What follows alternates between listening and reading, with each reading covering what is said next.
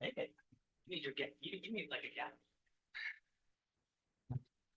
Is it warm enough, everybody? In here. Yeah, I know. This is nice compared to out there. I played golf in Temecula yesterday, Oh. 98 degrees. Ooh, Yeah, my wife took our kids to the pump track in Temecula. You know what the pump track is? The bike, yeah, the bike yeah, yeah, track. yeah, yeah. And they pulled up. That's she's telling me this. We pulled up and like, there's nobody here. It's all like, yeah, it's all ours. And then they rode for about 4 minutes. Heat stroke. Underneath a tree. And then They they, sent me the picture. Like and then they understood why nobody was that's there. what But there was nobody on the golf course. that was the text I got. Okay, we quickly found out why no. They give discounts to get over 100 degrees. Ooh, ooh, deep. Can everyone please turn on your mics? All right, it's 1:00, 1:02. My apologies.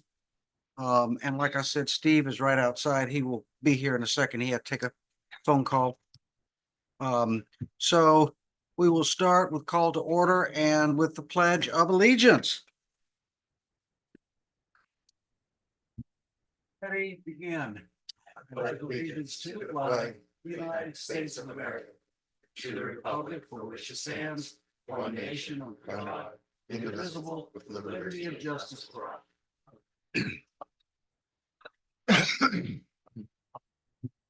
I think. Okay. Therese, Yes, when we do the roll call, is Mig on Zoom? he was planning on being, I don't see him He's yet. not on Zoom, sir. If he is not on Zoom, do we do the roll call?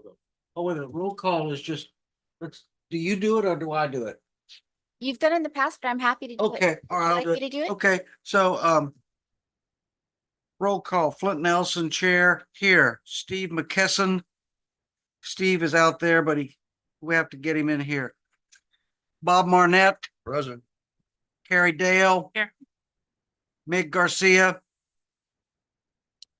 Rick Aragon, alternate. Yeah. Okay, so we have 1, 2, 3, 4, 5 committee members, and we have 1, 2, 3. We have a quorum, so we can do business until, and then when Steve gets here, we'll have a bigger quorum, right? Okay, okay. All right, so we do not need to seat you, Rick, but we hope you stay and enjoy our fun. Okay, additions, deletions, amendments to the agenda. We'll start with the staff. You have any? We actually would like to add one item to the agenda, something that came up just in the last day, basically. And that is consideration of emergency pipeline replacement on Gopher Canyon Road. We'll address it wherever you want in the agenda. Yeah, we've got a request. We've got a situation out on Gopher Canyon that requires some immediate attention. Okay, all right, any objection, committee members? You good with that? I'm good with Yes. that. Okay, and I have one. Well, do any committee members have any additions or deletions or changes to the agenda? Okay. No. I have one, and that is that that I would like to move item number 15 to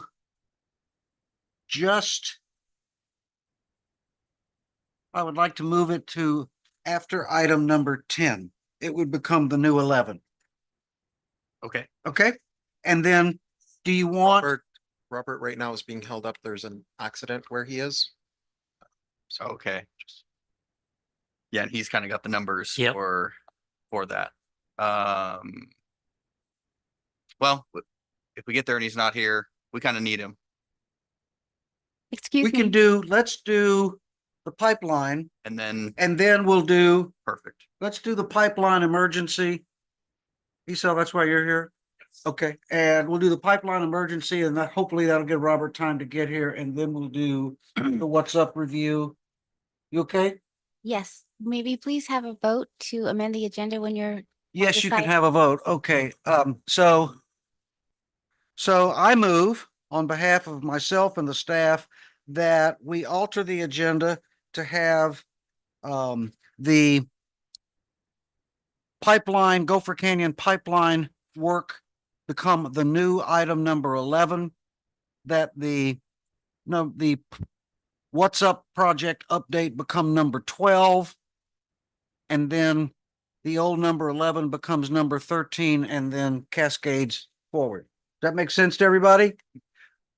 All those in favor, we can do it by acclamation because there's no Zoom, right? Yes. Okay, all those in favor say aye. You need a second, so, right? Oh, do we have a second? I'll second Sorry. it. Okay, Carrie seconds. Thank you. Motion by me, seconded by Carrie. All those in favor say aye. Aye. All opposed? Okay, It's been a while since we've met. We gotta shake this rust off. what? It's been a while since we've met. We gotta shaking the rust off. Yeah, yeah. And here comes Steve. Okay. Steve, we just had a unanimous vote to exclude you from committee action today. Joke, joke, joke. Okay, so the record will show that Steve McKesson is present. Yes, thank you. Okay. And Steve, what we just did is there was a request from the staff. They need to do some emergency pipeline work on Gopher Canyon Road, and so they needed to add that to the agenda. So it became the new number 11, and then I proposed to move What's Up to the new number 12, and then we'll pick up with the rest of the agenda cascading there. Okay? Okay, all right. So we have approved the agenda. Item 7, do we have any members of the public here? We do not, sir. We do not. Any requests? We do No. not. Any letters? We do not. Okay, so I think we can move on to the approval of minutes. All of you received, hopefully read the minutes produced by Therese and her team.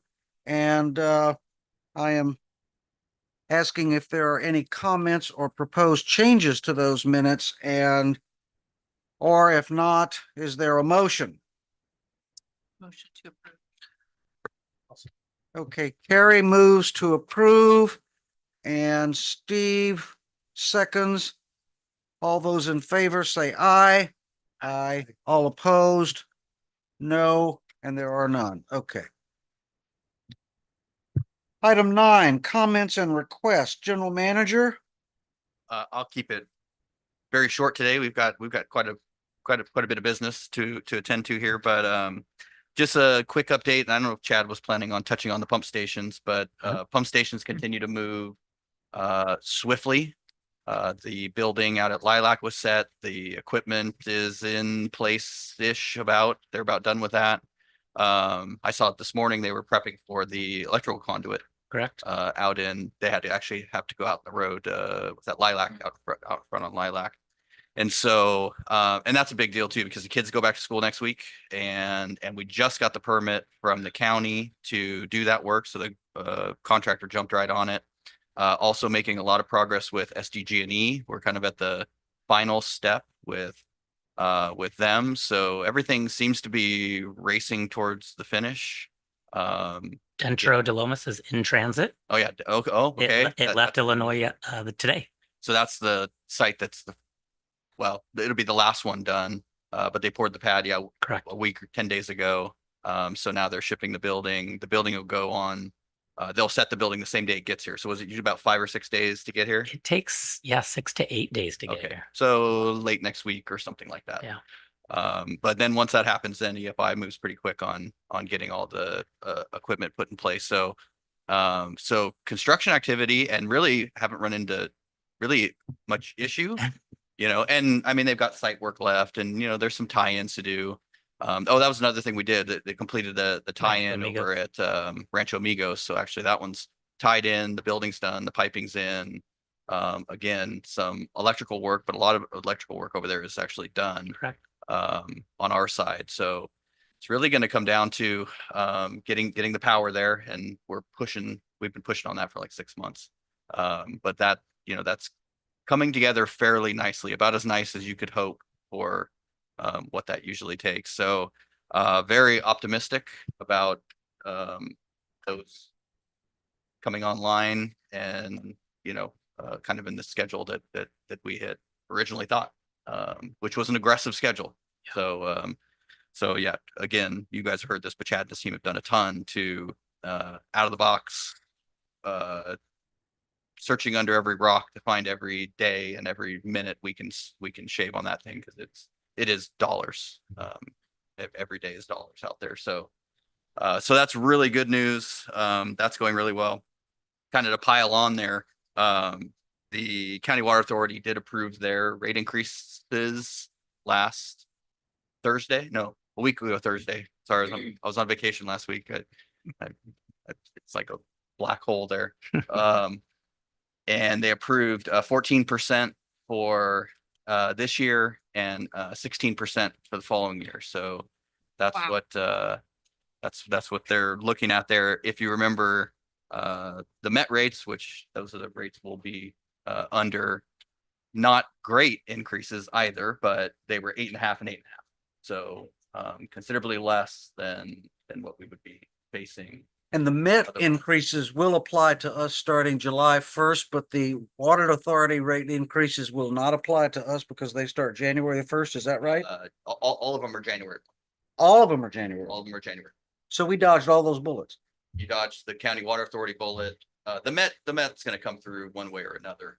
Either it comes through the County Water Authority, or it comes through directly. It'll come through directly here, but it's much less impact than would have been otherwise. And then next year looks worse. So anyway, so that's it on that. And then we already talked, well, we're gonna talk about the emergency repair. That was on my list, and I'll just stop there. Okay, any questions, comments? All right, Another reason why it's so important to get those pump stations online is Yes. just this rate increases. All I can say is job well done. Mick, you're here. Hey, Community job well done. okay, so let the record show that Mig is Join. present. And you heard all of Jake's update there, Mig? Is he Yeah, I missed just the first few minutes, but I caught the gist of it. We're moving along quickly and going to be saving money hand over fist very quickly, Okay, very soon. okay. All right, well then, cool, committee's full. Chad, item, your updates? Yeah, so as Jake mentioned, the pump station, all three locations are coming along good. I would like to just remind the committee that you all received an invite for September 4th for the Thoroughbred Lift Station ribbon cutting. I believe 9 to 10 a.m. A couple people I've reached out to see if they were coming said it was in their spam folder. So if you don't have it yet, check there. But we are online. We are in our 30-day pump test right now. Again, knock on wood. We're about halfway through and there's been zero hiccups. So that project is coming to a close. They're starting to get their equipment out of demobilize and final out. So it's coming along very well. I think we're scheduling Malik will correct me if I'm wrong. It's either August notice of completion if we can get done, but it might be a September. It just depends on when the punch list gets done. So that might come after the E&O, but before the board meeting, we'll see. Other than that, we're gonna talk about Gopher, talk about the pump stations. All right. Operations. Robert is still stuck in traffic. He's on his way. Huh? He's on his way. Okay, all right. Are there any committee member comments? Okay, if none. Chad, based on ancient history, which was the last time we met, you got any updates from us as to what the board has adopted on matters that this committee has discussed or acted on? I think we had the last two meetings canceled. And so we've just had some minor facilities notice of completion. So these are a 1-inch water service, maybe an 1.5-inch water service of fire hydrant. I think there's a main line extension, but very small consent calendar items. That's been it. Okay, then let's move on to the fun. We have emergency pipeline work on Gopher Canyon Road. Esau, you're gonna talk about that? Yes, sir. Okay, fire away, buddy. All right, Ahmed, do you have the pictures Yes. by chance? So to tell you guys a story about a week and a half ago, Friday, not the Friday that just passed, but the Friday before that, we had a main break on Gopher Canyon. It's right in front of, I think it's called the Havens, or you guys might know it also as Bonds of Oaks. Water got underneath their freshly paved pavement right there, right on Gopher Canyon, like, tunneled underneath the asphalt. So now we're looking at a substantial asphalt repair job. Just me reaching out, these are preliminary numbers, please don't quote me on this, but just me reaching out to Southland Paving, which is a company that did this work. They went from center line all the way to curb, and they were saying like that work 2 years ago was around 200 to 300,000. So if we are going to invest in 200 to 300,000 in paving, which we anticipate the county is going to ask us to do, right? Because this was a requirement, not by us, not by the developer, but by the county for the developer to build where they're building. We need you to pave from center line to curb. So if we could fast forward to the next pictures, you'll see. Hang on, just 1 second, Esau. Yes. So let me just be sure I got the geography right. There is a housing development, I guess, sponsored by the Spa on the Hill, Correct. right across the street, basically from Vista Valley Country Club. This is related to that So the leak was on, Area. what? it's it's in not- that area. Yeah. But the damage that was done or where the leak occurred was not anywhere in where any of their work was performed. Okay. It was 100% on us. And So, is so this is a it, parking lot or what? wait, but is it county road or private road? This, Yeah, this is Gopher Canyon Road. So if you know Okay. where development's going in, this is right where, like, where the turn lanes, they built all those, the main entrance to that development. So Winery? no, well, yes, there's a winery building, but it's a housing development. for me, it's right in between Vista Valley Country Club, the Yeah. entrance to Vista Valley, and the entrance to the Havens.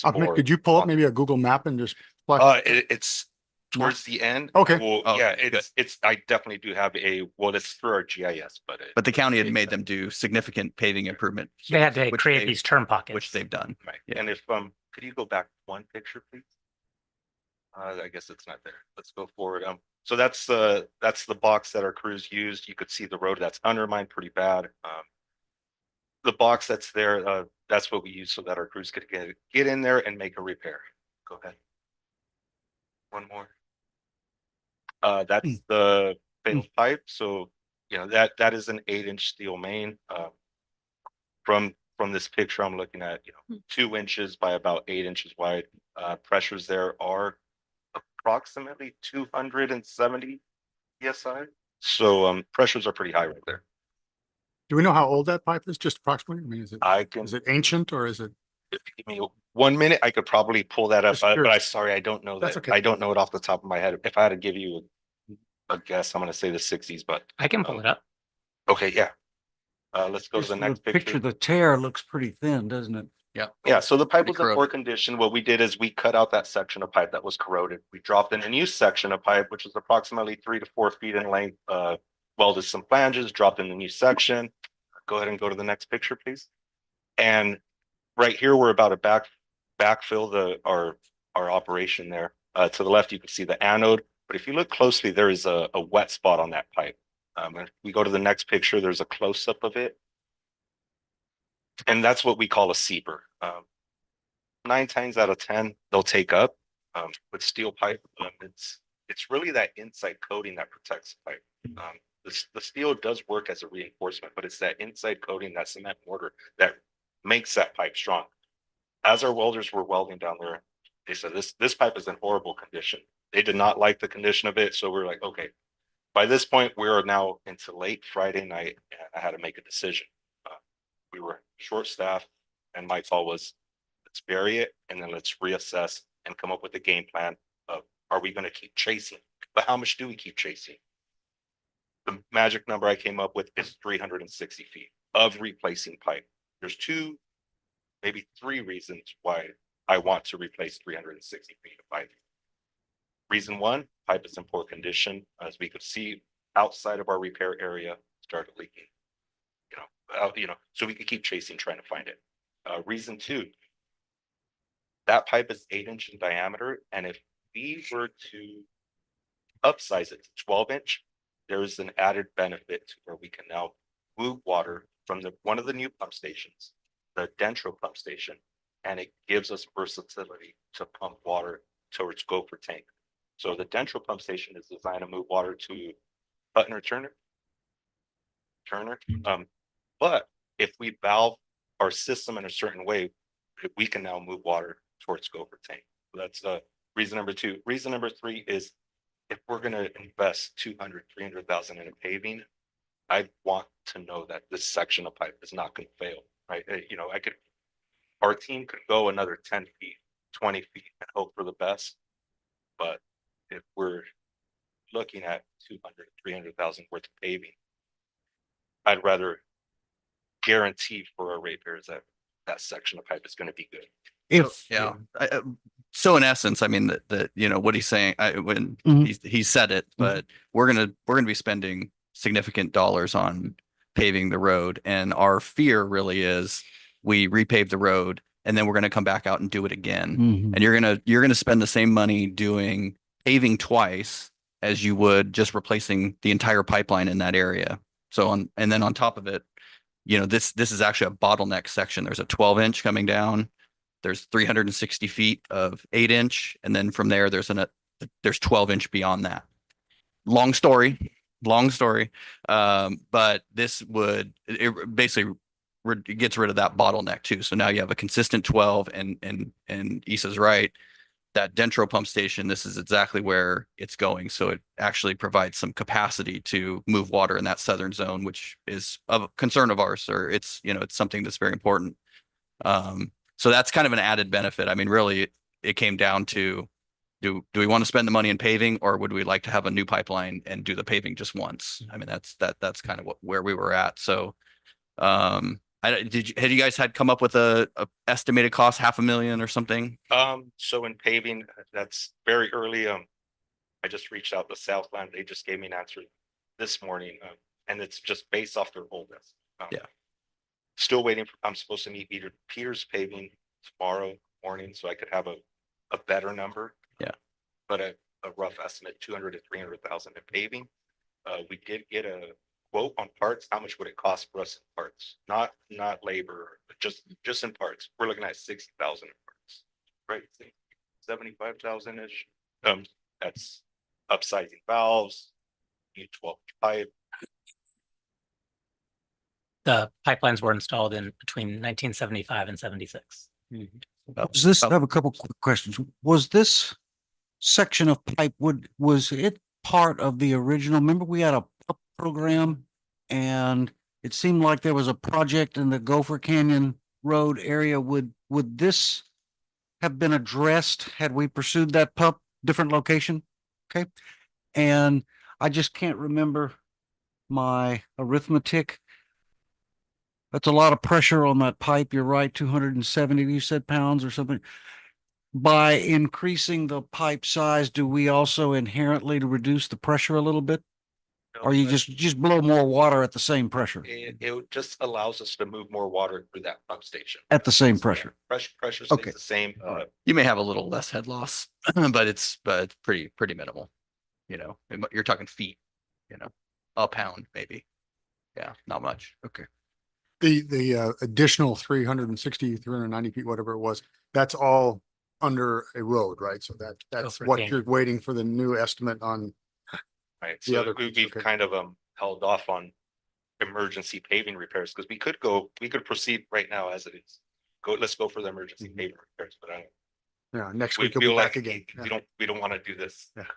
Is your supply chain such that you can get access to all of the parts and equipment that you need in a very timely fashion? Is the pipe all available, the valves, the connectors, all that stuff? I have to check with our warehouse, Chris Doherty, just to confirm on the lead time, but I'm pretty. Because it confident. sounds like you want to get on this right away. Is that correct? Okay. How many weeks will it take to complete it? So we installed 120 feet of pipe, maybe 110 feet of pipe, and it took us one working day. And that was just the pipe. There's water quality that's involved with that. So I'm anticipating a week of install time, a week of water quality pressure testing, and then tie-in date. That's where we connect each end. Probably 2 working days. So say 3 weeks. From beginning to end. Plus the paving company coming in after. The paving company would be someone else, yes. So good, a That's month, not- probably a month of work out there. So, and we would be doing that in-house. Yes. Yeah, ordering all the materials, in-house crews and that's, we, you know, we kind of talked about kind of the scope of this thing and felt like that was kind of manageable for them too, because you never know what's going to pop up, leaks and, you know, different things that are going to pull them off. So, but 360 feet, feeling like that's pretty a manageable job that we can get done quickly, without, you know, sacrificing everything else that's going on. What's the ratepayer road disruption for a month, or are we having to shut things down, or is it? You can keep the lanes open. Yes, Yeah. so that section of road, because they created that turn pocket to go into the new development, we were able to do our work by just shifting the traffic. Okay. So that, So no material closure or anything like that for the no road residents? closures, no, Mhm. no need for stopping traffic. Just need to do what we call like a lane shift. Yeah. Shift both Yeah. lanes over that. Coordinate with, oh, go ahead. Yeah. No, go ahead. I was gonna say, we'll coordinate with the developer because they do have, it's either 11 or 14 residents living there now, plus their models are open. So we'll coordinate with them to ensure that they understand you're not going to use the right turn pocket. You might have to go around it, but that it's still open. So are we? If I'm hearing everything correctly, is there any doubt that we carry the full liability for this spill and the ensuing work it takes to correct? Are we clear that it's all on us? It is, Okay, it is, to my understanding, it is not. Okay. And Yeah. stop me if I'm wrong. No, Chad, Rob. it's not. okay, all No, right. it's It was our. it's it was our corrosion. pipe Okay, outside. and then my second question would be, what exactly are you asking this committee to do? Are you asking us to approve pursuing the repair work? Do you have a dollar amount that you want us to approve? I mean, what do you recommend? What do you want us, what are you asking for? So sorry, I didn't come too prepared with a question to ask. Yeah. But I think this was primarily informational. At one point, and it was just brought to my attention that I was presenting the day yesterday. And I was like, okay, like, but I did in my mind, I did think like, okay, we have 3 options. One is let's just leave it and let's pave it and let's hope for the best, which I don't recommend. Option 2, let's take care of that seeper that's there. Let's maybe go 20 feet. That would be like middle of the road fix. Best of the road fix is upsizing the pipe to 12-inch, and that's What the request is, and we don't have a hard number yet. We're still kind of chasing these quotes and things like that. But our best guess is this time is that we're probably looking at a $500,000, $550,000 capital improvement project. And so our intent is to take it to the board this month. And so we were looking potentially for The committee's recommendation for a and committee. endorsement of the work? Yeah. correct. Okay. Yeah. And There's gonna be a couple $100,000, even if you don't change the pipe now. Absolutely. Repave. That's it. So you're really after. Couple $100,000. 300,000. Yes. Yes. I have a couple. where's the dough? Yeah. I was, Where's the dough coming from? So we have an annual budget for mainline breaks. This by itself, if it just hit that budget, would pretty much eat up the whole budget for the year. Not quite as much, but a substantial portion. The thought is by making this a capital project, sort of an emergency capital project, we'll capitalize it and then we'll charge it against the $10 million loan. We'll have that added on. That does eat into sort of some of the amounts that are allocated for other projects, but we want to draw down that loan as much as possible to avoid arbitrage. So we'll use financing to pay for it. And then sort of mid-year, we'll look and see where are we overall. And so ultimately, if nothing changed, this would come out of reserves. That's the bottom line. But I think there's some favorable things in foresight right now. One, water sales are relatively strong, so that'll probably be above budget if that continues on. Obviously, if we detach before anticipated, there'll be some savings there. So we may have some additional revenues that cover this by the end of the year. Carrie, you said you, All right, yeah, I have questions and comments. Um, you know, when you have an issue like this, or when you have an challenge, I like to look at it as an opportunity. Yes. I appreciate you looking at it in that manner and looking at whether pipeline size needs to be changed. So good job on that. I'm wondering too, if you could speak to what type of pipeline material is going to be used. It appears that there's corrosion in this area. Are we putting steel pipe or metal pipe back in? And should it be some other material? Do we have a corrosion control program that might help with future problems? Yeah, well, because of the high pressures, that would be our material would be steel, cement mortar lining coated steel. Actually you saw in that photo too, what they call hot spotting. Every time we get to one of these, we put those sacrificial anodes in. I think we would do the same along this pipeline, isolate it from the older portions, so isolate either end. So you're not accelerating corrosion from the pipelines that are adjacent to it. So I think we would take those kind of standard measures for this line. Okay. Sacrificial anodes and isolation. So yeah, you're not causing additional issues outside of it. So I'm wondering too, with the board action, it sounds like what you're asking for approval for is the paving itself. Well, actually, I mean, under normal circumstances, we would, I mean, it has to be done, right? So we would do this under an emergency, right? We would, the paving has to be done. Existing. Yeah, and it would just go under our operating budget. What the request is, we actually want to do a capital improvement. The board action will also include the potential to reimburse ourselves for it. So you maintain some cash flow, like Rick was saying, by capitalizing. We're putting a new asset in the ground, so capitalizing it against the financing that we got. Okay. So That's really the paving- request is we want to expand this, put it in the CIP and finance it. That's going to be the board request. So with the paving, is there a contract that's existing right now that covers your paving jobs? Well, Would it be covered under that? we'll do quotes on this one because of the size. So we'll, per our purchasing policy, go out and get 3 quotes and Okay. do it that way. Yeah. Okay, and then my last question, well, or statement, I guess I won't be here at the board meeting, so I can't vote on this, but I do want to just say, with the budget being so tight, the capital being so tight, I mean, I almost feel like you need to push back another project if it's going to exhaust another project. Yeah. I know there's $12 million to draw from, but man.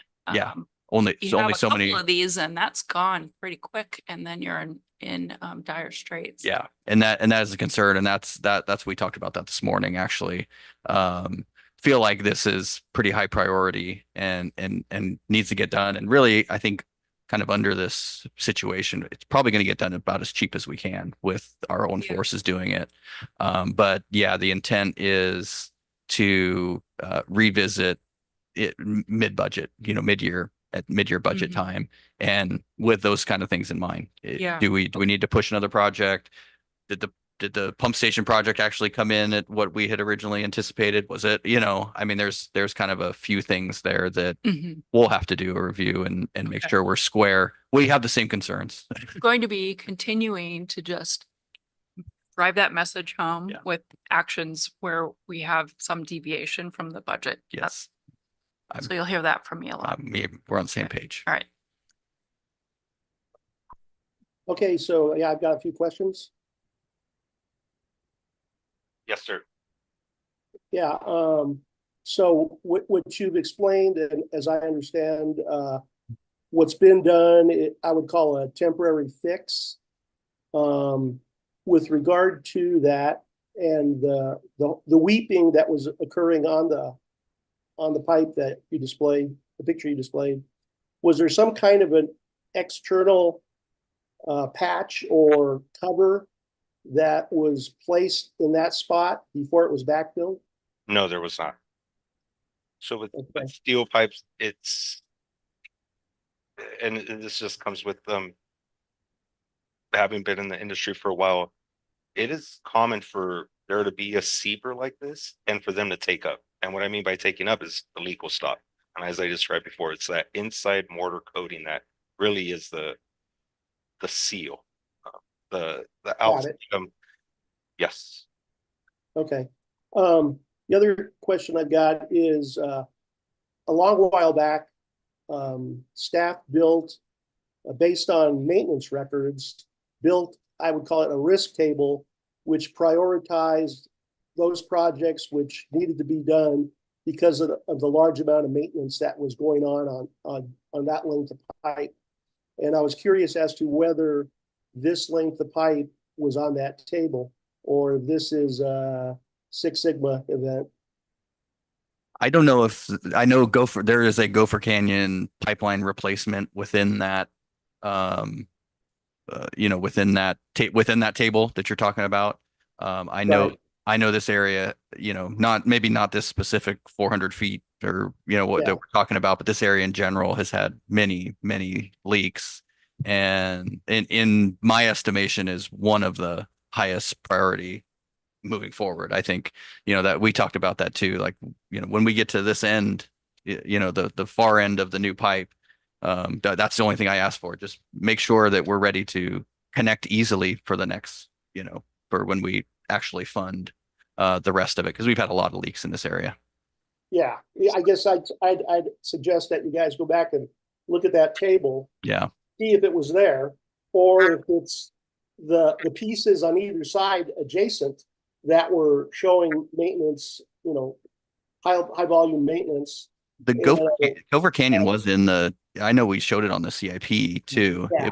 I think we had pushed it a few years just because of the cost of it, but It was a pup. It was a. Yeah. Yeah. I Right. think what's driving this project specifically is if we're gonna drop 200 to 300,000 in paving, Mhm. do we spend a little extra, which is in my estimate, 60,000 in parts to make it bring it Sure. apart so that we never have to go back there again. That's my, Two but to I 300 spent, feet, Sure. 360, 360. Trying to I remember. guess, next question would be with regard to the project that you're contemplating. What's your projection, rough estimate of when it would start and finish? What your goal is for that? as parts get here, and my estimate is 2 weeks in lead time for those parts. But I would want to check with our warehouse person to make sure that I'm not speaking in the wrong. I don't want to give you but that's the only thing that's holding us up is the parts. But they are pretty common parts. We're looking at 3 12-inch gate valves, 360 feet of 12-inch CMLC pipe, fire hydrant lateral, 300, 300. Yeah. Okay. Well, so then your projection would be finished before Labor Day or finished before Halloween, or I'm just looking for something rough.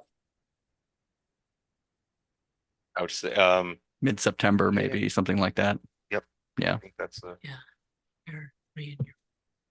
Okay. It's gonna be about a month once it gets started. So yeah, Yeah. mid to late September would best guess at this point. 1 month from the time the parts get. Right. I think Give is a couple weeks for the parts and then I don't want to shoot. That's why I said myself in the late. foot That's why I said and say- late. And say like, oh yeah, we'll get it done tomorrow, and then we don't. The Gopher Canyon is shown in years 3 and 4 of.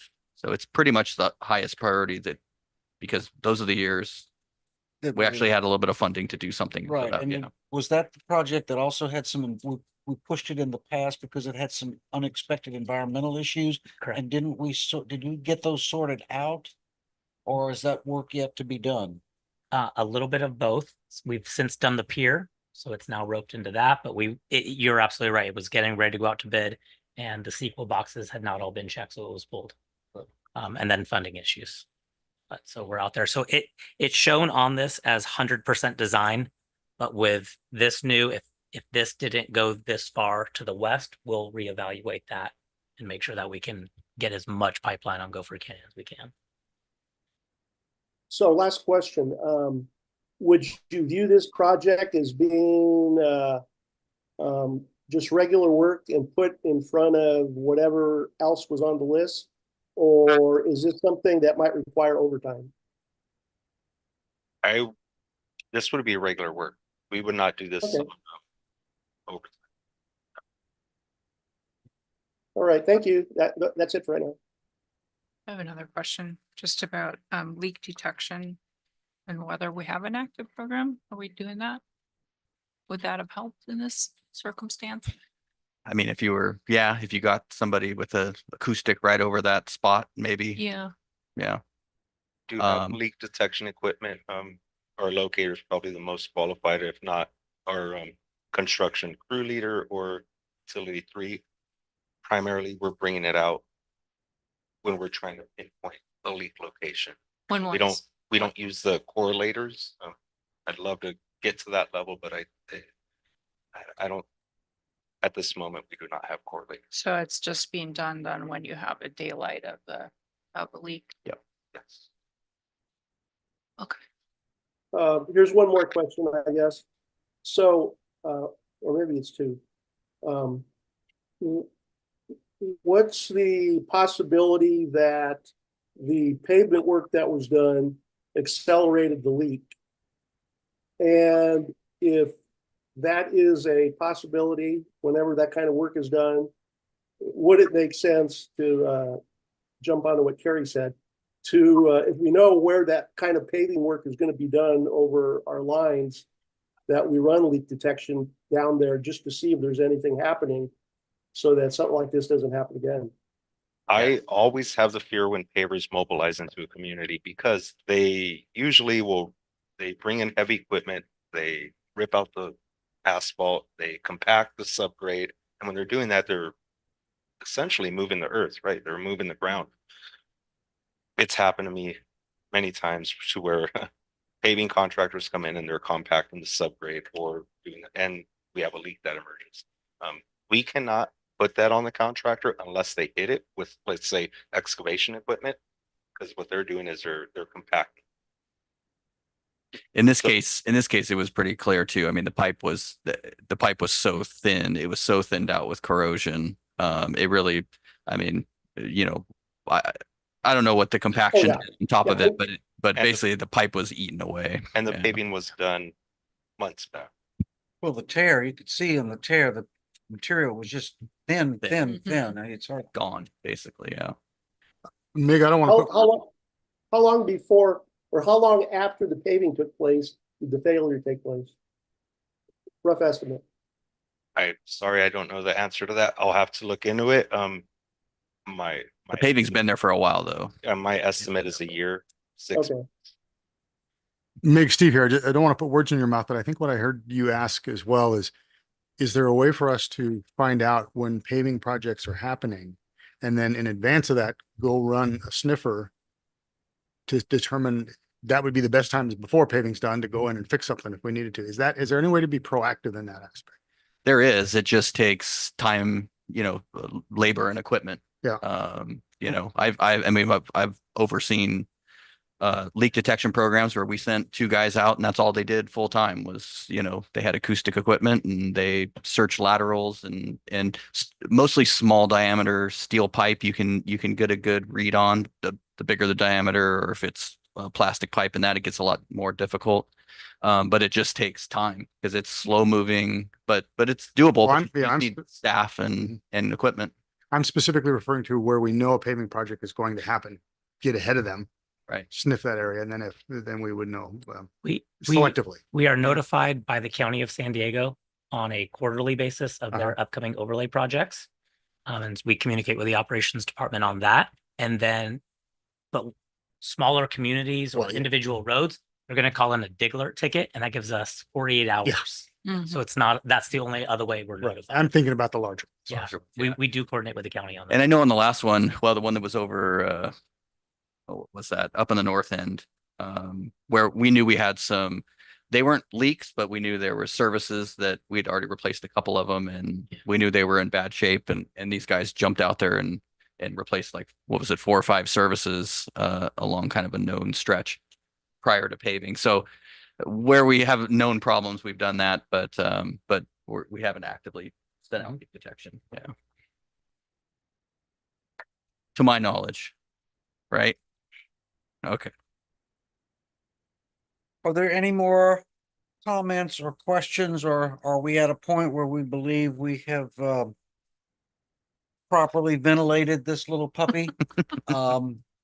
If we think the ventilation is complete, I'd be looking for someone to make a motion along the lines of recommending that the board approve the emergency pipeline repair on Gopher Canyon Road, including 360 feet of pipe, appropriate connections, and the repaving, restoration of paving, to be funded as indicated by Rick, primarily through, at this point, reserves, I guess, funded by reserves.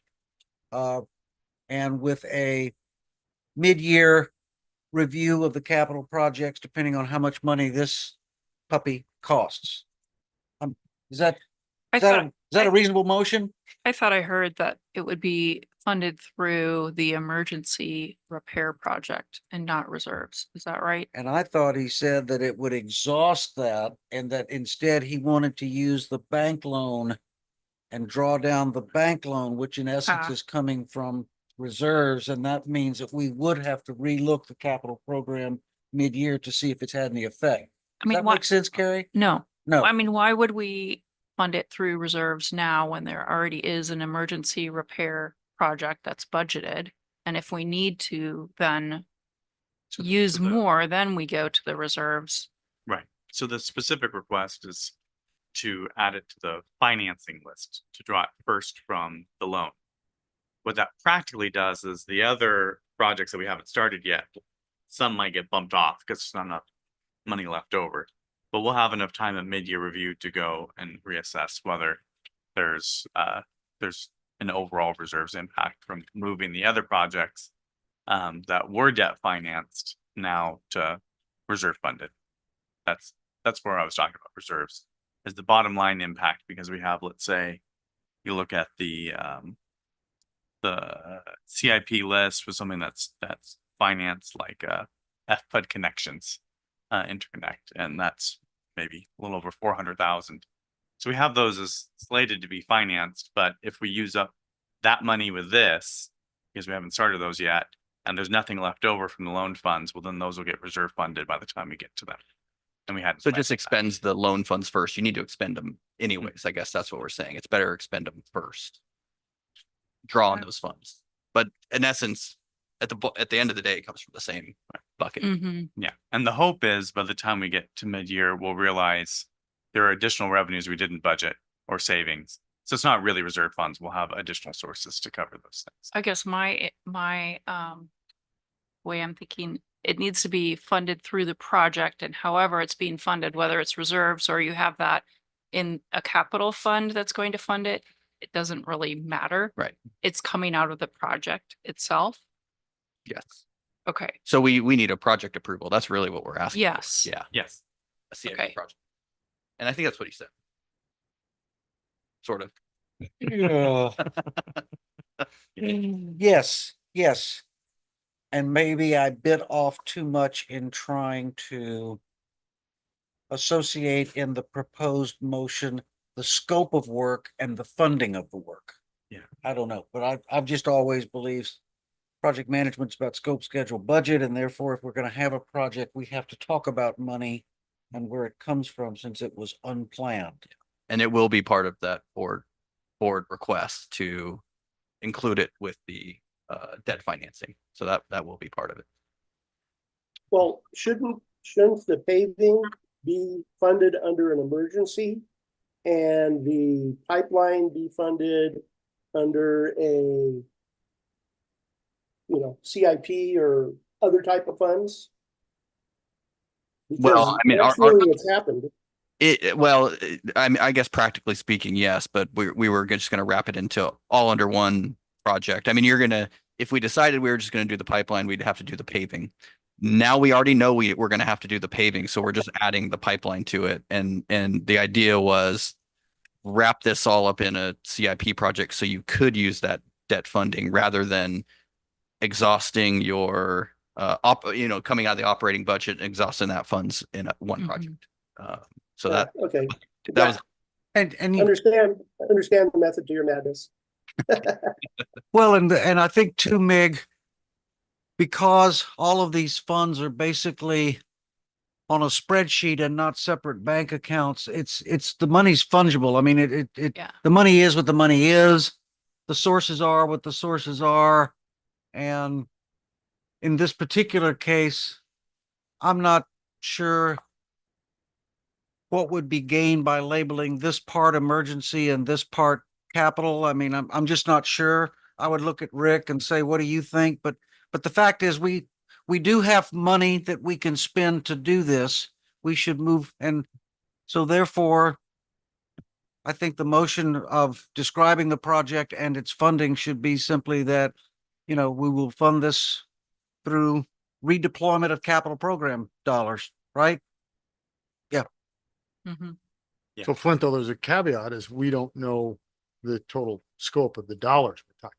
So That's we correct. we are having a motion to be aligned and endorse the project of not yet known. Yeah. Dollars. well, if it's significantly different, then I mean, it's gonna be an action item for the board Sure. anyways, but I think, You just want Well, to fund it I as NTE 500K or something? yeah, we're anticipating it's somewhere in the $500,000 range. Yeah, with I mean, if it comes, obviously something comes back and then, hey, it's $2.5 million, well, then we've got a different story here. So. Right. So I guess without drastic change, that's what we're asking. Okay. Yeah. So in the realm of this committee's endorsement in the range of 500,000. And the board meeting's in 3 weeks, so it sounds like you should have those pricing But yeah, we'll have good numbers by then. Yeah. Yeah. All right, so Yeah. I'll move that this committee endorse the project as described in the general range of a $500,000 project, funded as we discussed before, subject to any other change or surprises that come up, we'll have to reevaluate, but I move that we endorse this. Is there a second? I'll second. Yeah, I'll second. Okay, Multiple. all right, so Steve moves and Bob and Mig second. Got a co-second going on here. A motion to move forward with this project on an emergency basis. So because we're zooming, we need to do a roll call, or what do I do? Okay, do it, please, thank you. Member Nelson? You. Member Nelson? Aye. Member McKesson? Aye. Member Marnet? Aye. Member Dale? Aye. Member Gasca? Aye. Motion carries 5-0. Okay. All right, well, that was exciting. Thank you. And Robert, we, not only did we slide that emergency project in, but we moved the What's Up update from its, I don't know, position number 15 to next. And the operations manager's comments. Yes. Oh, and we did not have the benefit of your operations manager comment. Yeah, Very so coincidental. apologize for being tardy. I was at a lunch at Z Cafe South with the managers and came outside. There's a gentleman painting some stuff in the street and I'm looking at it's kind of look like rainbow cones. So go over, have a conversation with him to recuperate our cones. And as him and I are talking, car pulls in the parking stall and then just guns it, crashes into Z Cafe. Whoa, So all sorts of weirdness. first. Luckily, you If got out you've of never seen that before, it was, I'm used to getting the things after they've taken place, like a fire hydrant's been hit and we're showing up to shut it off, or main breaks had happened, but to see a car go crashing into a building, pretty interesting. Was it Z South or Z? Z South, Z South. Z South. The people in the car were okay. They were shooken up pretty good. Nobody in the building was hurt or anything like that, so. But Was it because you removed the cones? It was, I mean, I saw the car pull into the stall and everything looked normal. And then all of a sudden you just hear the engine go, "Wow," and then boom, like a rocket. Hit the gas. Was it a Tesla? No, it wasn't a Tesla. No, Oh, wait, the engine went around. no. So in, the radios we carry, we can reach out to the fire department directly, which is a lot faster than going through 911, because then you got to go through CHP dispatch and it takes a minute. So got the fire department, sheriff's out there pretty quick. Yeah. So, and then I'm getting texts that Flint's changing the schedule. Feeling the love yet? You're the best, Flint. So, yeah, so he gave you the update on Gopher Canyon and just a couple tidbits on that. It was just a standard main break. It happened. We got the calls for a lot of water going down the street. What we assessed on it, once we dug it up, we always look for that. What's the cause here, right? So if you remember a couple years ago, we had multiple main breaks on that area of Gopher Canyon. We attributed it to water hammer from their water tank that they had on the construction site. In this case, it was just simple corrosion. There was no indication that somebody had dug through there, that they had hit the pipe. That's pretty obvious when you see that, when something's been hit or something's resting on the pipe. None of that was the case. It was just an issue of corrosion.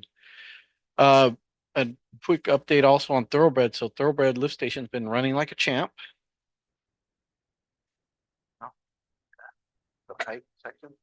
So it's been running like a champ. Several weeks ago, we commissioned it officially. So we had been kind of running it and we were pumping the sewage through that temporary high line. So it was that black pipe that was running down Camino del Rey for a portion, kind of over by Cortez Market, called HDPE pipe.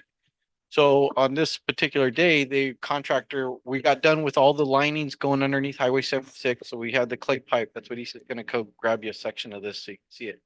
We showed the board the last board meeting. So we got done with the linings. They're going to disconnect the ends and hook everything up. And so that meant we had to hold all the flow from 90% of the district at Thoroughbred. And it actually went off pretty well. It worked as good as we thought it was going to work. Long story short, that station's been running pretty well since then. There's always minor hiccups that we have to address. It's our most automated station in the district, meaning a sewer operator can pretty much manage that station from their house. So it's pretty innovative in that regards. And I think it's a changing of the guard in the sense that we're integrating technology into a lot of things that we do.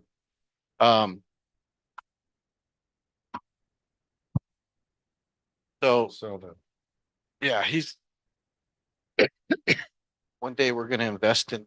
Robert, before you get into that, which we saw at the board, before you get into that, I just want to, when you say a person can run that lift station from home, my eyes shift over to Ahmed to find out.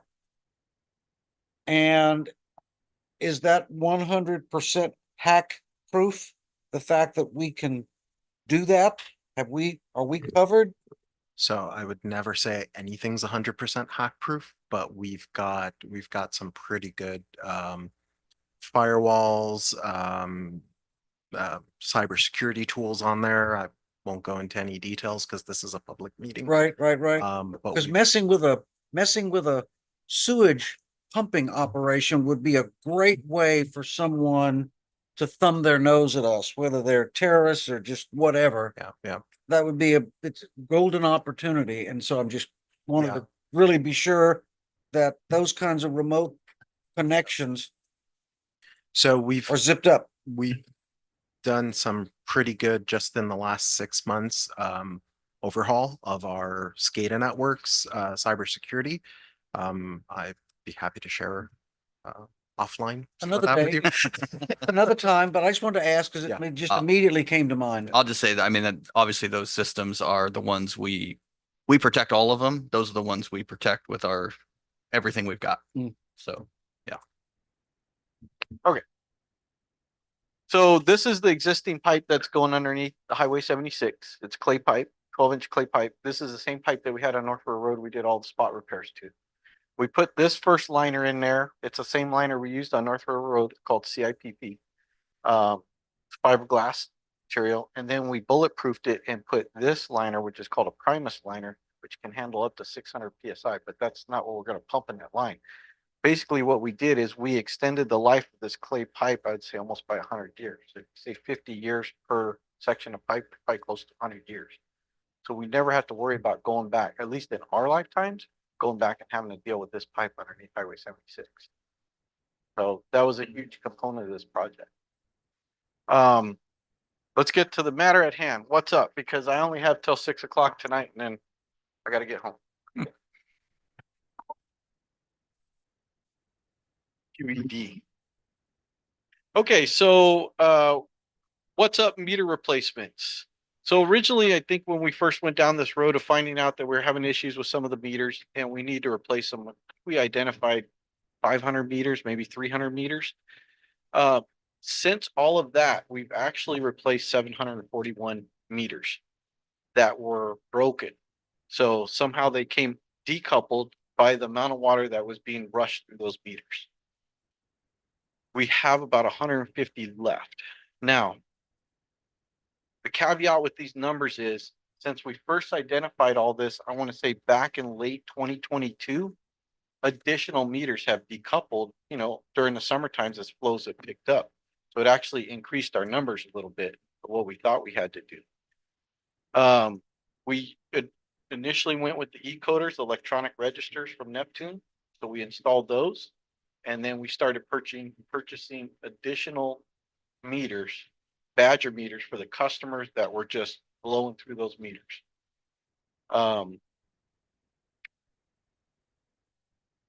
With that 150 left, we just had a meeting this week with the meter staff, and we're going to start focusing on those for the next 2 to 3 months. And those are all 1 inch or 1.5 inch and 2 inch meters. So some of our larger meters take a little bit more time for the staff to work on. The lay lengths are a little bit different, so that means they have to redo some plumbing upstream and downstream. But once we get those in, we're confident we'll have the majority of them out, unless any more continue to decouple. We'll have to address those as one-offs. Total cost? Total cost. So far on the E-coders and the meters that we've purchased to address this issue, it's just a shy over $425,000.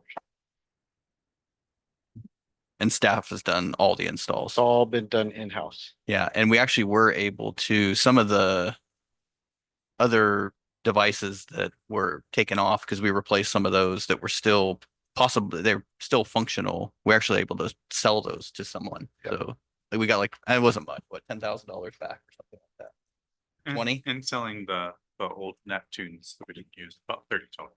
Okay, so we were able to offload some of the materials as well. The good news is all the meters that we've either replaced or just the registers, the E-coders, those have not failed. So because we did all the groundwork of bench testing different meters, different manufacturers, going through that labor of 2 or 3 months to figure that out, it's essentially been a success to this point. Well, I'm not sure that I view it that way. I have a concern because, and I'm just going to say it once and move on because I've talked about it at a prior committee meeting, and that is that I think that had we had an engineer on board, the problem of having large numbers of meters with excessive flow rates would have raised a question that an engineer reviewing the specs of the meters that we were proposing to get could have surfaced. And We had an engineer then. Steve Strapek was the engineering manager. I was, yeah. No, Steve was not the engineering manager. Well, Yes, he was. I He was was- hired as He Robert. was here project when we manager. did ABM, What's up? right? And then he was here for the beginning of What's Up, When the meters were already procured through ABM, and they were spec'd. correct, and reviewed by the district. I didn't remember him. so I think Yeah. with you But know, putting that aside, I am curious how much money we have spent on this project going all the way back to the beginning, including all force account for all in-house labor that we have used to do the meters and do the gizmos and the fix-its and all of that. Because as I recall, this project started out at about a $9.5 million project, or was it 10 million, Chad? It was like 10 to 12. 10 to 12. I'd like to know where we are now. Money spent on this, and because it was initially broadcast as a project that, granted, we had to replace the meters. That had to happen. Absolutely. But it was proposed as a project that would recoup our costs in very short order. Very, very short order. And Non-revenue water. right, and so I just would like to have a really keen understanding of how much we really have spent, going all the way back to ABM and canceling and settlement with them and starting up with the new company and then taking it over, and then the hiccup and all the money we've spent on buying the widgets, installing the widgets. Obviously, we've had almost double the number of locations. I mean, all of that has added up. And I just am wondering, from a post-mortem perspective, how much have we what has this $10 million project turned into? Yeah. And we can pull. And the lost water, the value of the lost water. We can pull that together. Yeah. I think there'll probably be some estimates on, I'm not sure you guys were tracking time specific to, each one of these e-coders to it, but we can estimate, hey, we know that takes 20 minutes and, we come up with a pretty good estimate on that internal labor. To be quite honest, we haven't seen the water loss reduction as of yet. Obviously we still have some meters to go. And sometimes there is a I don't know if we're going to get there or not, to be quite honest, but sometimes there is a lag in that. And the reason being, our purchases and sales don't align perfectly. So it kind of takes a longer period to get like a really good handle on, actual sales versus water bought. And we're still kind of recovering from, hey, we've replaced all these meters now. So because we talked this morning, and that water loss number doesn't look a lot different. It doesn't look a lot different, we don't think, right at this second. But I think another 6 months, 9 months. And again, I don't know what we're going to get, but I think we'll see if we do or not, either way. So And there's a lot of other sources where water can be lost other than just meters. Right, right, yeah, and that's Pipeline right. Yeah. issue. well, and our guys, they take that into account. They do an estimate each time we've got an event like this, flushing, because we have to do with the water loss audit at the end of the year. So all those things kind of factor into. We usually have a pretty nice score of the kind of the data we're providing for that water loss audit. But you're absolutely right, and that's, I mean, just me looking at it, and I've seen this before too, where you kind of get down to a point sometimes where you just have real loss. And so your percentage, and the thing we're up against too is our sales are down, right? So the percentage never really looks better because, hey, well, I had 600 acre feet loss. Even if I went down to 500, my sales went down by 2,000, and my losses are still 8%, right? So I think over the next year, probably those things will normalize and we'll be able to give you a good answer. But right now, to be honest, the water loss number, we can give you the cost, whether the water loss, how much that recoups. I think that's to be seen. It would be great to see that. And this is not in a vacuum, Mhm. because the next item that we are taking on the agenda is an item to bring a huge body of work in-house and to fire a consultant, a contractor. And the What's Up project has left me in a place where my confidence level about bringing something in and being told, this is what the benefit is going to be, this is how much the benefit is going to be. But then there's a whoops, and then there's a whoops, and then there's a whoops, and then there's a whoops, and suddenly our project, and so my project planning antenna go crazy with something like that. And so when we get to the next item, I'm gonna have some questions. That's good. Okay, and so I'm not bringing this up just to beat a horse or to ask for a bunch of extra work on the part of the staff, but rather as a warning signal. Okay, warning signal. So that's where I'm at. And we like to Okay. know, we like to know where you're coming from. Okay. That's good. Okay. Jake, you know, is there a kind of an industry standard of percentage loss for most water companies so that if it's really 5% and we're getting close to that, we're beating our heads against the ground trying to get it better? Yeah, and I mean, the number you bring up, that 5-6%, usually the thought is it's very expensive to chase losses beyond that, right? It gets very, very expensive to chase losses beyond that. You can start canvassing your service area for leaks and you can do those things, but at some point there's no return on on that. Like I can Flint tell said. you, I can tell you that at Running Springs, we were up at 9, 10, 11% because the pipes were leaking so bad. Yeah. We had to go to Congress with Jerry Lewis, our congressman. We got a federal home administration loan, a farmer's home administration loan.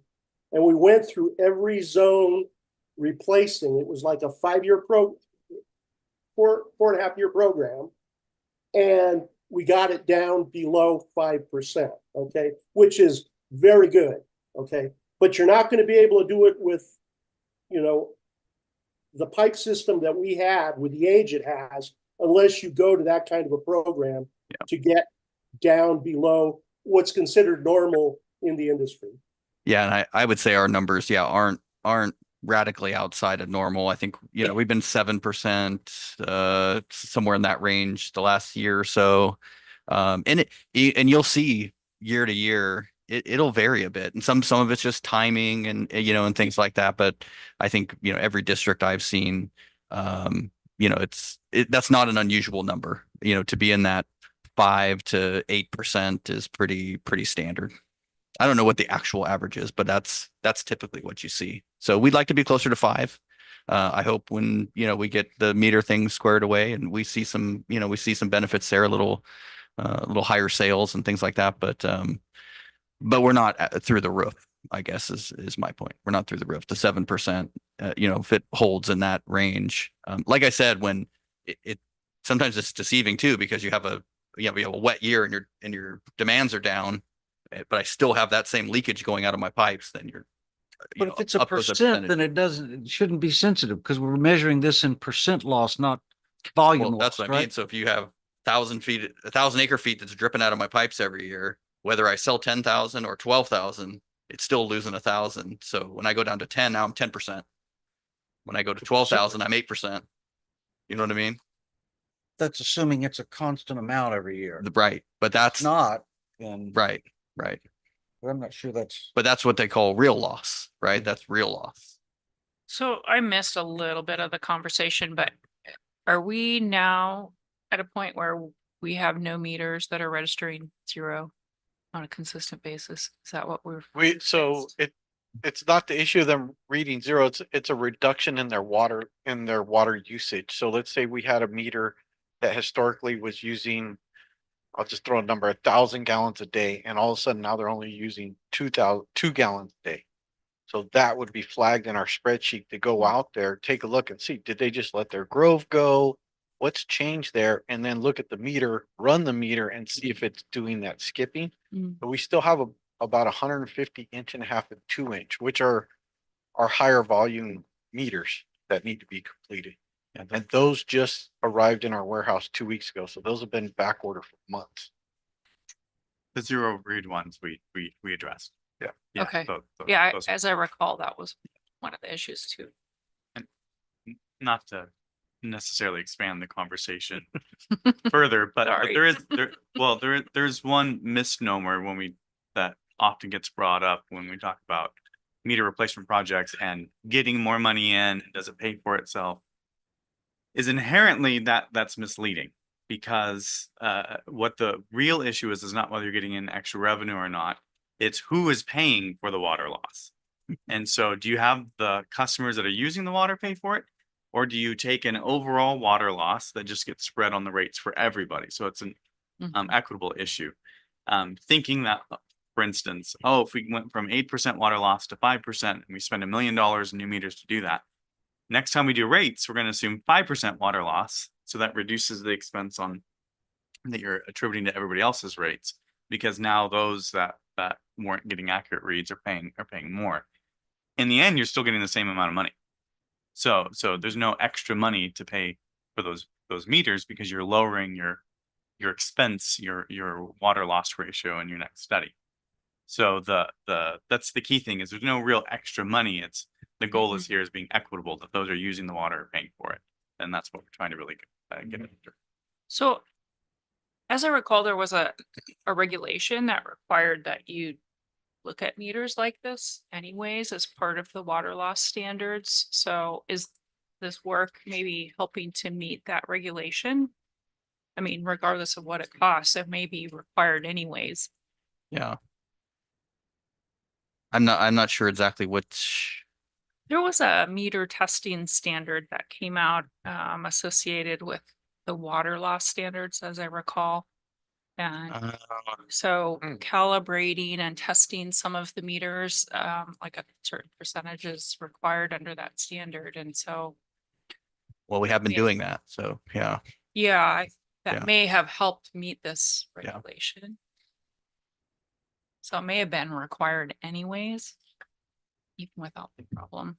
Well, and our meters, many of them were so old, we had to replace them, whether it was cost effective or not, right? I mean, we just had gotten to a point where our meters were they were very old, very old. And our sense of reliability on them was very, very low. Mm. So like I said, it had to be done anyway. And it made sense to just go ahead and go system wide rather than to play cherry pick and go figure out where that would have been crazy, I think. So I understand that. Heard the request. Yep. Robert, I know you've had a keen interest in this particular project. Have any of your questions? Do you have any questions? No, I think you've covered most of them. But, it does sound like, though, if you have 150 remaining 1.5 inch meters, that should be more fertile ground than the 3/4 that we're over drawing. Could be. Might actually recoup some. That's exactly what we were thinking. Okay. Any Okay, thank you. Okay, we had so the next item is terminating agreements with Utility Services Group, which I used to know as, what was their name before that? Suez. I knew them as Suez. Few different names through the years. I put together just wanted to show you I'll walk you through a quick presentation on this.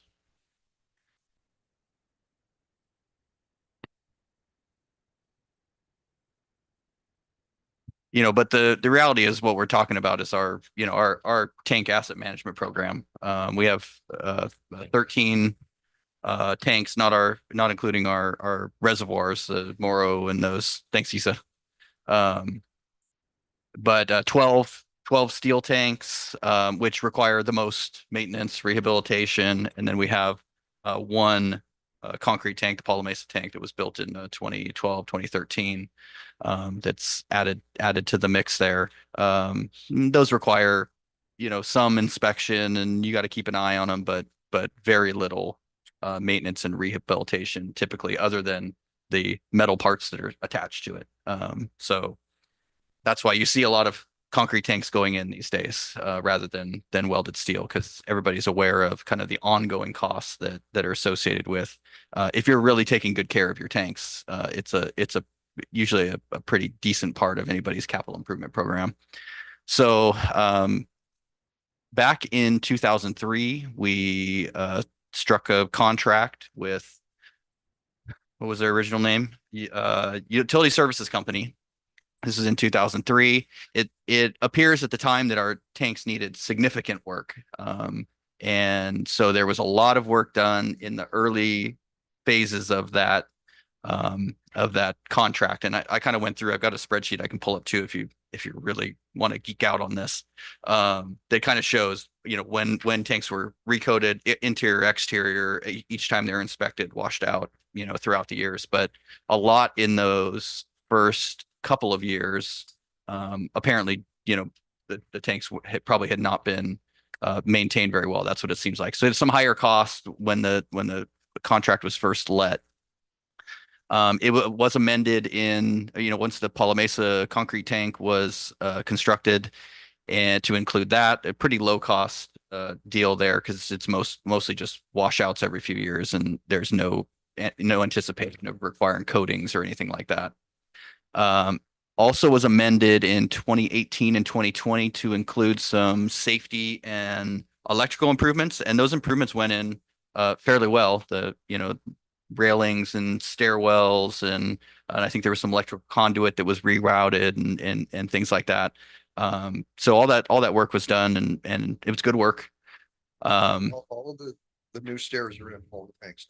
I believe so. Yeah, the Yep. last one was done just 6 months ago, or And about all 4 the months ago. cages, all the cages. All done. And the safety rails at the top. Mhm. Okay. Conduits, antenna masts, we are done. Yeah. So the contract itself, it auto renews every December. So it's a year-to-year contract now. There were some provisions before where the first initial one was 10 years and then it was extended, but now it's just a year-to-year contract. The cost right now is about $710,000 a year. 708, I think was the number.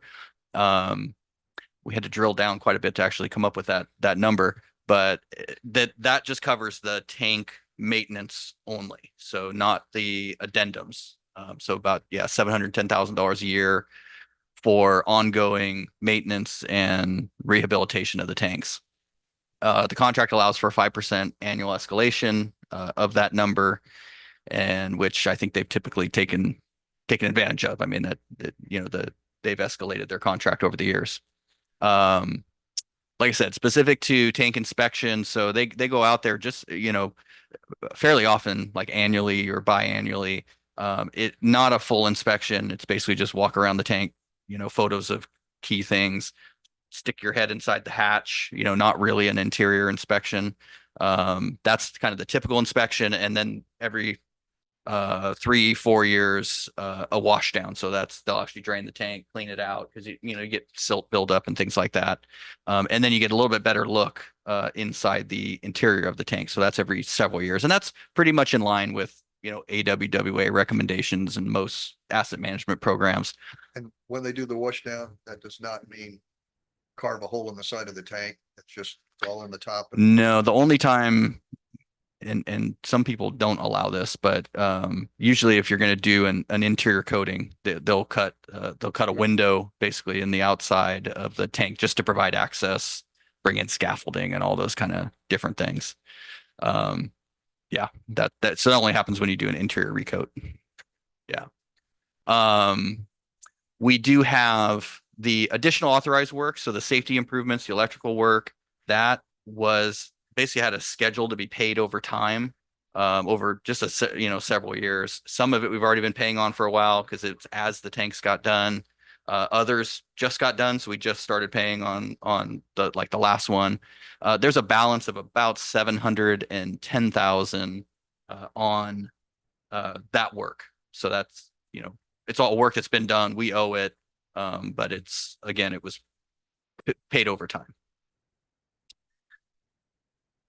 Like I said, this is kind of the three main items that get done as part of the maintenance contract, and that's an inspection, a detailed inspection and wash down every 3 to 4 years. That's some kind of a cost item. It doesn't cost a lot to do those things, but you know, somewhere in the $10,000 to $20,000 range for a decent tank. Maybe it's one of our larger ones, maybe it's 25, but somewhere in that range to clean out a tank. So that's every 3 to 4 years. The exterior recoatings, typically done every 10 to 12 years. And those for the size tanks we have, which are about $500,000 to $4 million, typically 100 to 300,000. If you've got to strip the entire thing, which you shouldn't have to do if you get it early enough, right? You can actually overcoat those things a couple of times. before you got to strip the paint. Usually that's where you end up, somewhere in the 100 to 300,000 to make it look nice on the outside and protect the outside of the tank. The real money's in the inside. It's the interior recoatings. It's by far the largest cost maintenance item on these tanks. It's difficult, requires a specialty contractor. Coatings are sometimes difficult to deal with. They're even a little more difficult now because of all the regulations on VOCs and those kind of things, which are good. We want to keep water quality good, but it makes it more and more difficult as time goes on, these coatings. And my experience, and these things usually it's 10 to 15 years, depending on quality of work, quality of coating that you put on there. And there's lots of factors that go into that, weather and how the coating goes down. If you get blistering, or you don't get the crevices good in the rafter. I mean, there's just all kinds of factors that go into that. But typically, 10 to 15 year life on those interior coatings. So you can see if you've got 12 tanks, you really should be doing about one a year. Maybe you have some years where you don't have to do one, or you do 2 or 3 in a year, and you get a window of time where you don't have to do any, but to really stay up on these things without having to go in with major repairs, that's typically what we see. So how the contracts worked out so far, the tank inspection washdowns pretty consistent. They've been consistent with that. In recent years, have been a little less sporadic. Seems like they scheduled a lot this year. Maybe a little bit of catch up on some of the washdowns and such. But over the period, they were pretty consistent with those kind of the low dollar maintenance items, the washdowns and such. They've done a good job with that. The exterior coatings, the exteriors look nice. You drive around our tanks, they look nice. And they've done they're pretty typical where they'll go out there for an inspection and they see spots and do some repairs and things like that. So that helps. But yeah, exteriors look pretty good. The place where we've seen issues, it's in the interiors. Those interior recoatings in the original contract, it talked about, it was just a estimate. There was no real hard, like, we will do this every blank years. But the estimate was they would do them every 10 to 11 years. And we're averaging about 17 years on the recoating of the interiors. And there's still 5 or 6 that haven't been done since the original, and they're still being deferred. So that average number is actually moving in that other direction. We got a kind of a tentative schedule from them, and yeah, they didn't really even plan to do anything for at least probably, I think it was at least a 3-year window. 3 years out. Yeah, 3 to 4 year window. No additional interiors. And the contract doesn't bind them to do. They're just kind of in charge of taking care of these things. So Alright, so we're- it's sort of our fault. So we didn't write a good contract. well, the contract's very lean. It was a 2003 contract. It is very lean. Those are all questions we're kicking around. But these are kind of just the facts. This is what's happened. And so I want to show you, some of the tanks. And this is kind of where some of my concern started to come in. Actually, Robert came in with the pictures from the Rice tank, which is the one on the right, which actually looks better. But they just washed that one down a couple of, months in May, 3 months ago. And so we got inside, and, Robert and Steve took some photos, and we were kind of checking things out. And, when you look at those, this is kind of your primary problem area. It happens in the rafters, and it happens a lot of times right at that hat plate, right at that center vent, right? You got humidity and moisture up at that hat plate. And so, and it's tough to get coatings on those rafters. You have to be really, you got to drive wedges into them and really do a good job on the coatings. It takes a tight spec and a good inspector to make sure you kind of get those things. But this is usually where you see those issues. You can see the corrosion, kind of along those rafters and really heading into that hat plate. The problem with leaving this too long is you get significant metal loss in your rafters. And I've seen it where you've had to actually cut down that center column, redo the hat plate, redo rafters, and it gets really expensive. Your interior coating job goes from, $400,000 to $800,000 to $1.5 million. You're talking, multi-$100,000 change orders. And your tank's offline for an additional 2-3 months. I mean, it really causes issues. And so I've always preferred a little bit being proactive on these interior coatings because of that. You might maybe you go a year early, you could have got a year out of it. But it saves, issues like that. And I'm not saying that the rice tank, that we're going to end up with that. It looks like we're headed that way, but it doesn't, it's not terrible, but you definitely have a lot of corrosion there. I'm confused. I appreciate everything you Yeah. say. I'm confused. The photo on the left that has all the dark crud on it, is that the same tank? It says No. Turner and Rice. Which is which? Turner's on the left, Rice is on the right. So I was going to get to the Turner tank. The Turner tank, then this just came from the inspection report. I was digging through the inspection reports. The inspection report was actually from 23. The video, it was an ROV that they sent into the tank to, kind of look around. So you can't get real close, and it looked like the video itself, unless the date's wrong, was from 2019. But that's the Turner tank, and that's the one I think looks the worst. I mean, that's some pretty significant corrosion up in the rafters.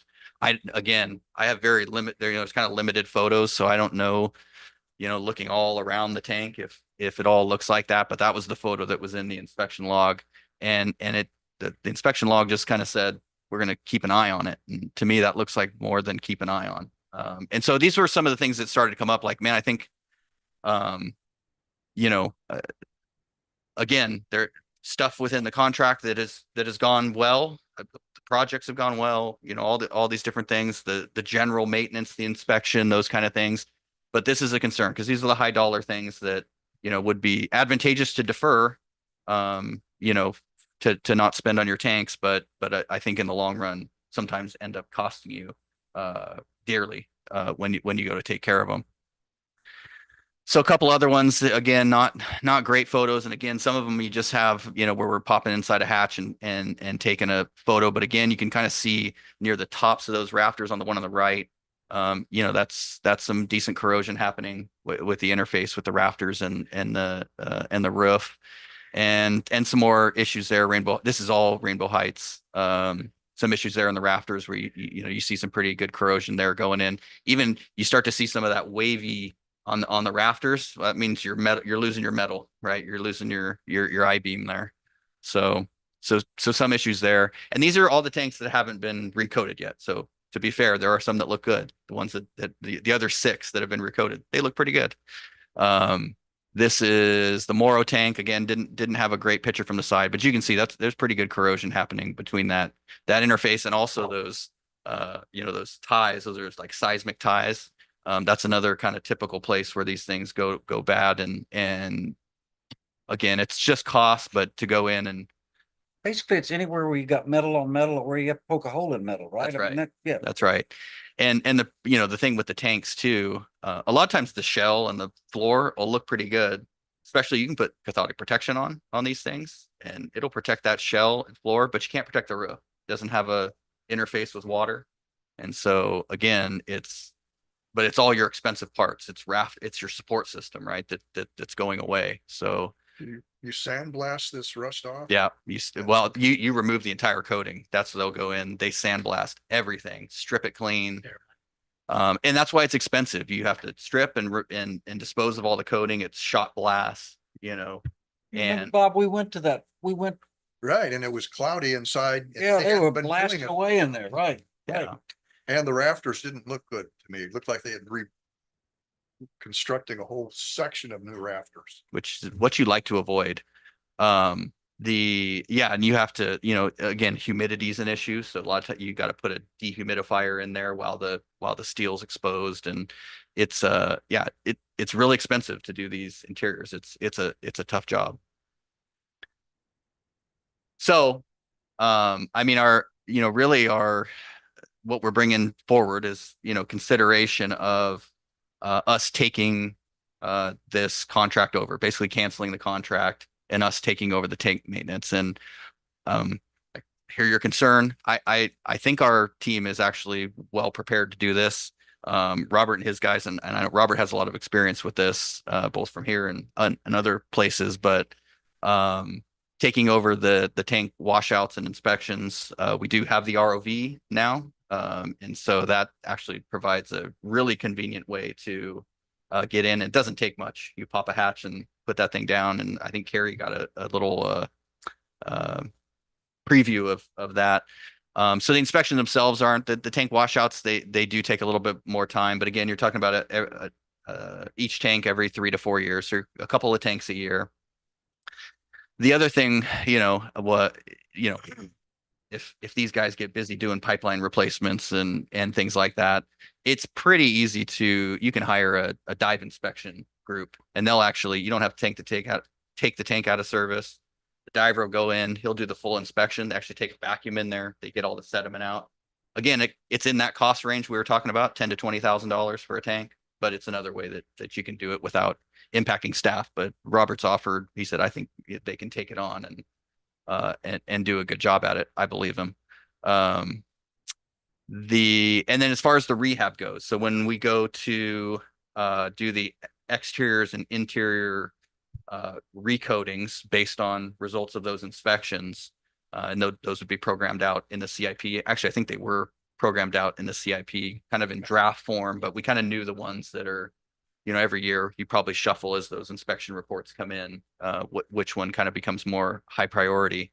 But it's not a difficult spec to put together. And once you have the spec, it's kind of off the shelf, right? You're going to, I'm doing another tank, scratch out Moro and put, and those coatings and the means and methods. You got to stay up with that stuff a little bit. Sometimes the coatings change. And so every year you usually go through a process where you're talking through the coatings groups and doing that. But again, it's not tough. And I think one of the key benefits to that is, and this kind of gets into the savings, right?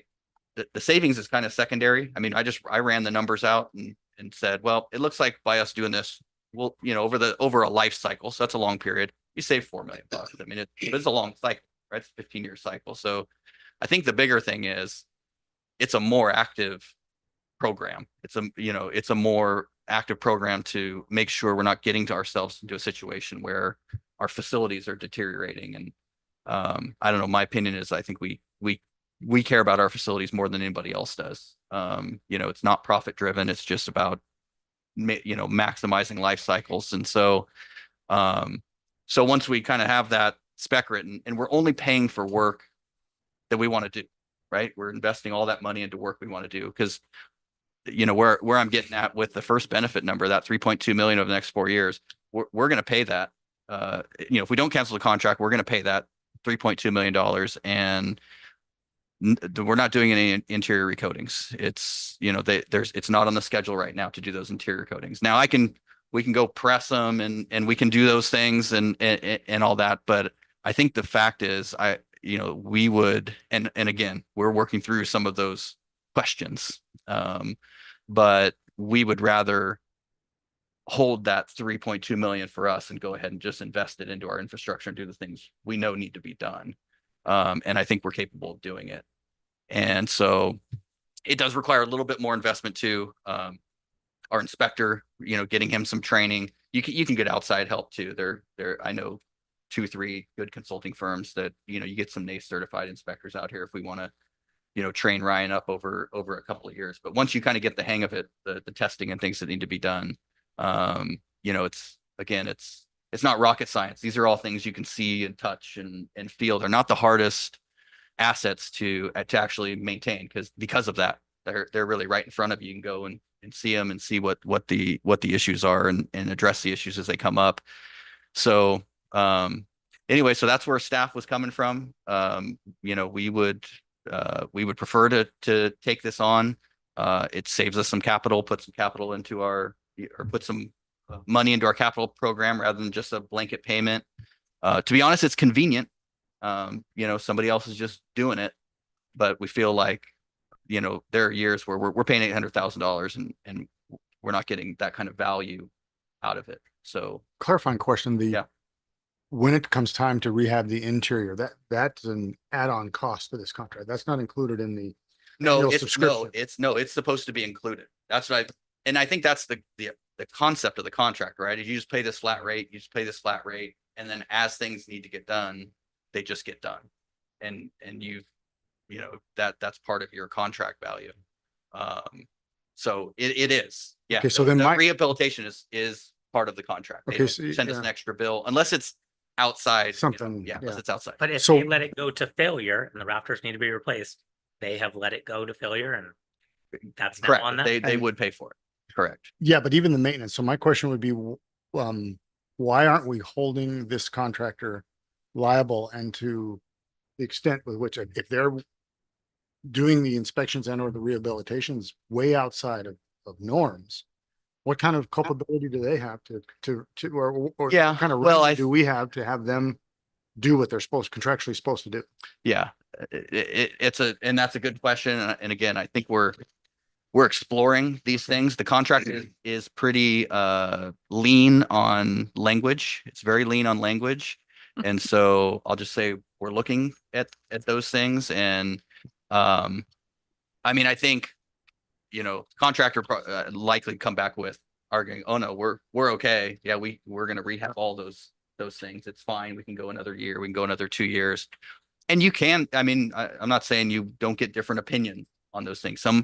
Some agencies tend to do that, right? They'll go a long time and just maybe out of necessity, right? I can't afford to do it. So I'm just going to, I can't do it this year. Can't do it this year. Can't do it this year. I'll just pay for the repairs when we get there. I guess our preference is we would just like to get ahead of it. That's kicking the can down the road. It is. It is.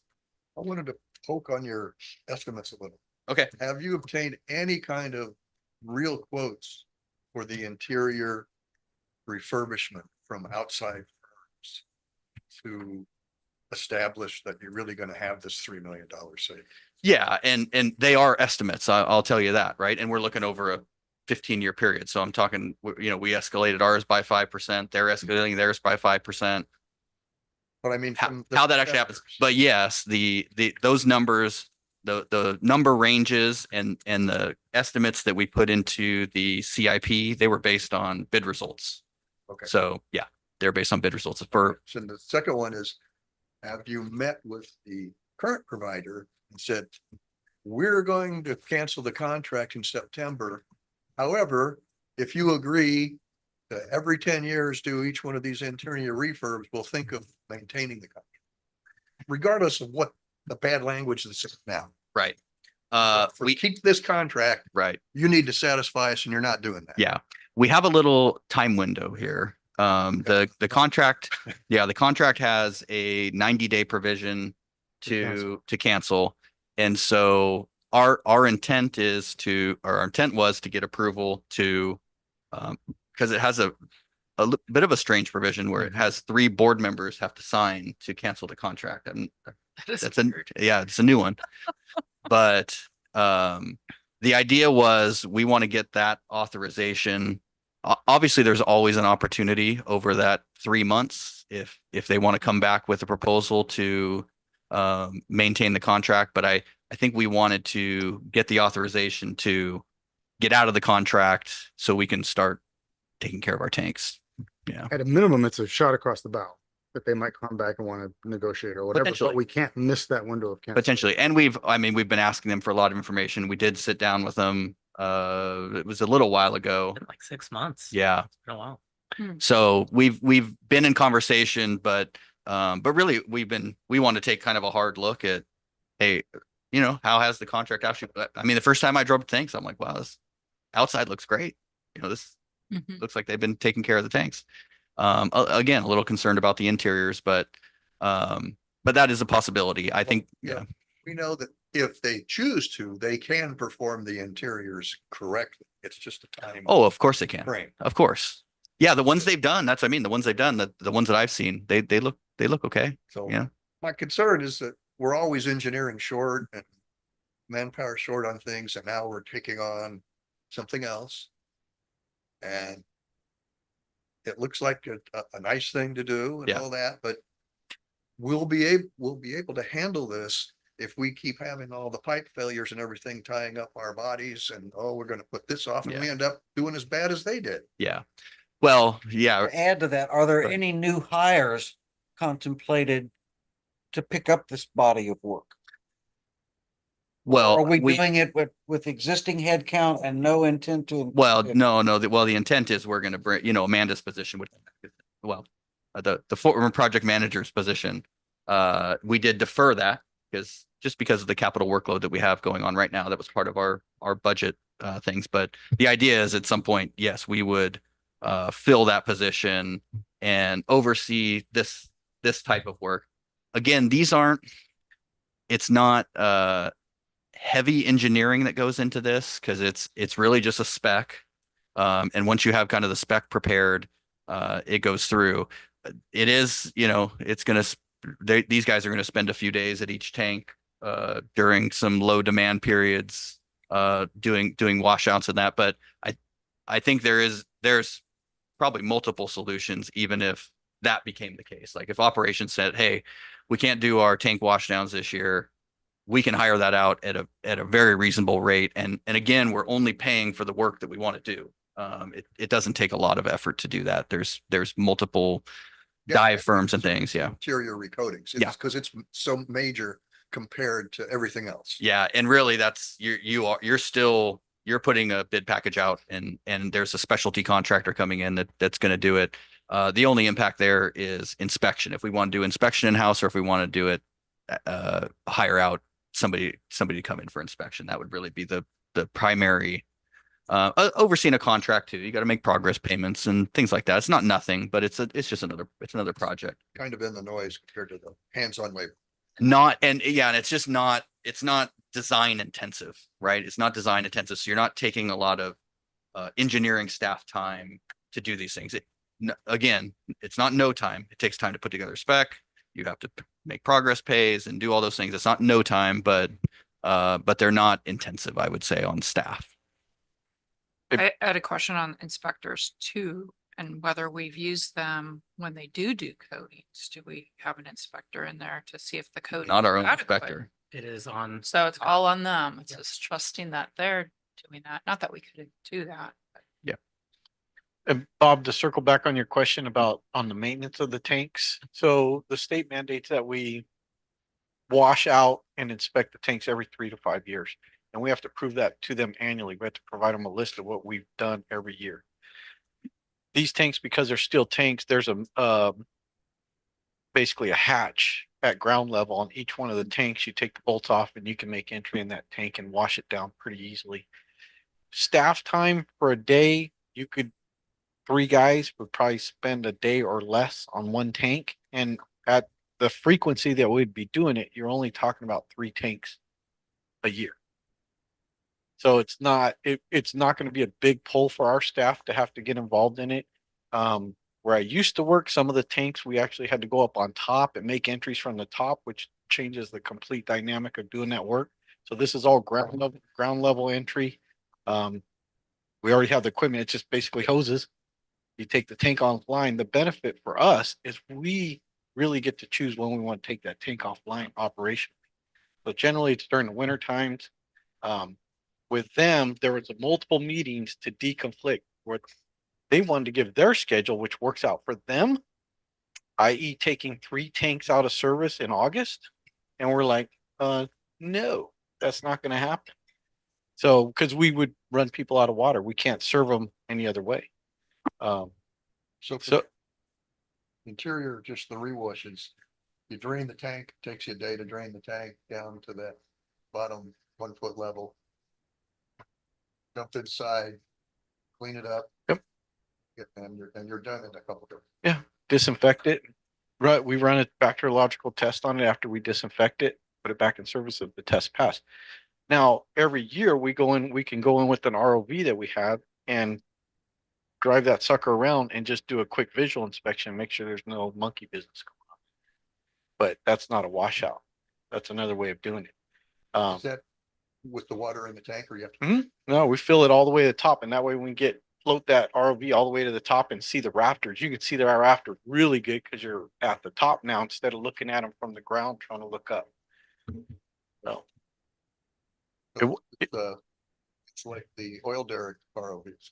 yes, same concept, same concept. So for our staff, it's not a great pull of time and effort to wash down these tanks. Then Are how we- do we get to are we $12 million expense? That's the interior recoatings. Yeah. That's all included. That's us doing rehab of tanks over a entire life cycle. And I'm not sure what I heard. Did I hear that we would contract out the interior recoating, or will we do that with in-house Yeah, forces? no, that would be an outside contractor, most definitely. We would bid it out. That's it. Because they're using sandblasters, right? Sometimes they got to cut a hole into the side of the tank, Right, go in there, erect scaffolding and all that. right. Yeah. Doing I that, remember from the other one. I saw yeah, it. so I saw that's it. not even in our wheelhouse. We don't have the equipment for that or the expertise. No, to do any of that kind of there's, work. half a dozen specialty contractors that do kind of tanks our size in this general area that typically bid work like this. And is the current contractor, Suez or whatever they're called now, are they doing the work with their in-house forces, or are they contracting out to this clump of people that already do this? They do in-house. Correct. Yeah. This They're is their- in-house? This is their own. So in fact, we could end up contracting out to them if their bid was low, right? I don't think they're in the pool that Jake is referring to. They have their own clientele, but they are licensed and qualified and could put out a bid. Absolutely. Yeah, I got a few questions. So I didn't really understand, I guess I wanted some clarification. Their contract is coming to an end, and that's what brought this up? Well, it auto renews every December if we don't cancel it. So we would just continue if I see. we didn't Okay, want to. So there's just an annual renewal clause. Correct. I guess that's, the next question is, in the existing language, I understand what you're saying about it being sketchy, and things were pretty weird from what I learned by the time there on stuff that was done back in the 2000s, early 2000s. Was there any kind of language for an independent special inspector, or is the inspection done by their own inspector in-house? Yeah, I don't recall there being any language about them providing any kind of third party inspector. Okay. Any of that. I think it's always just been them. I guess, is there language that allows us to make changes to the contract if we decide we're gonna renew it? Well, just the provision to, I mean, I guess we could always try to renegotiate a contract, but there's just a provision to terminate, to end this contract.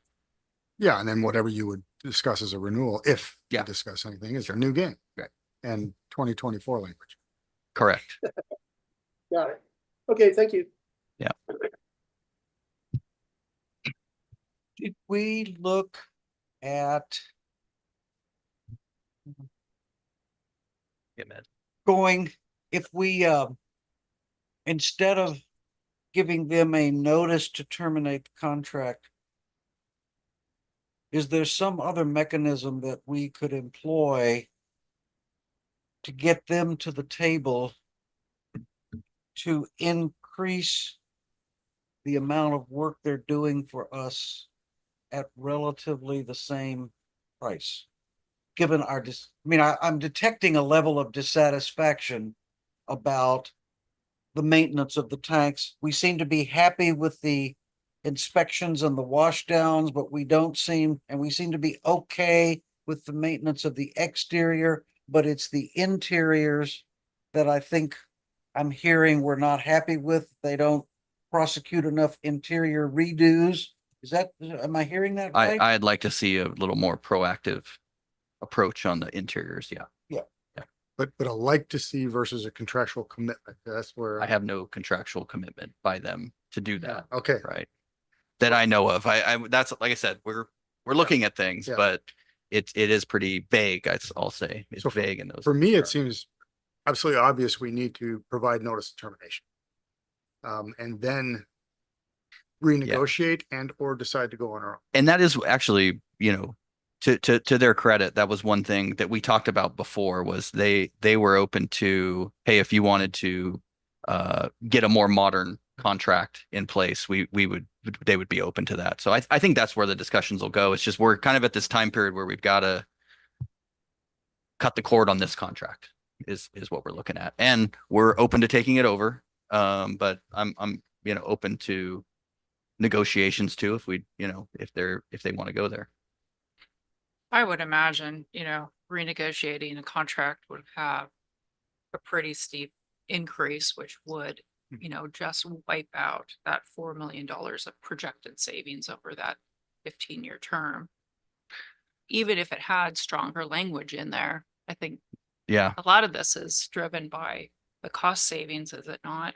I mean, I think the cost savings is nice. We think we can do it a little, you know, instead of just flat $1 million a year, you know, we get to you know, receive the benefit from years off of not having to do coatings once you know, when we get ahead of it. So there is some benefit there. I think a big part of ours is we just, you know, feel like we can do this very well.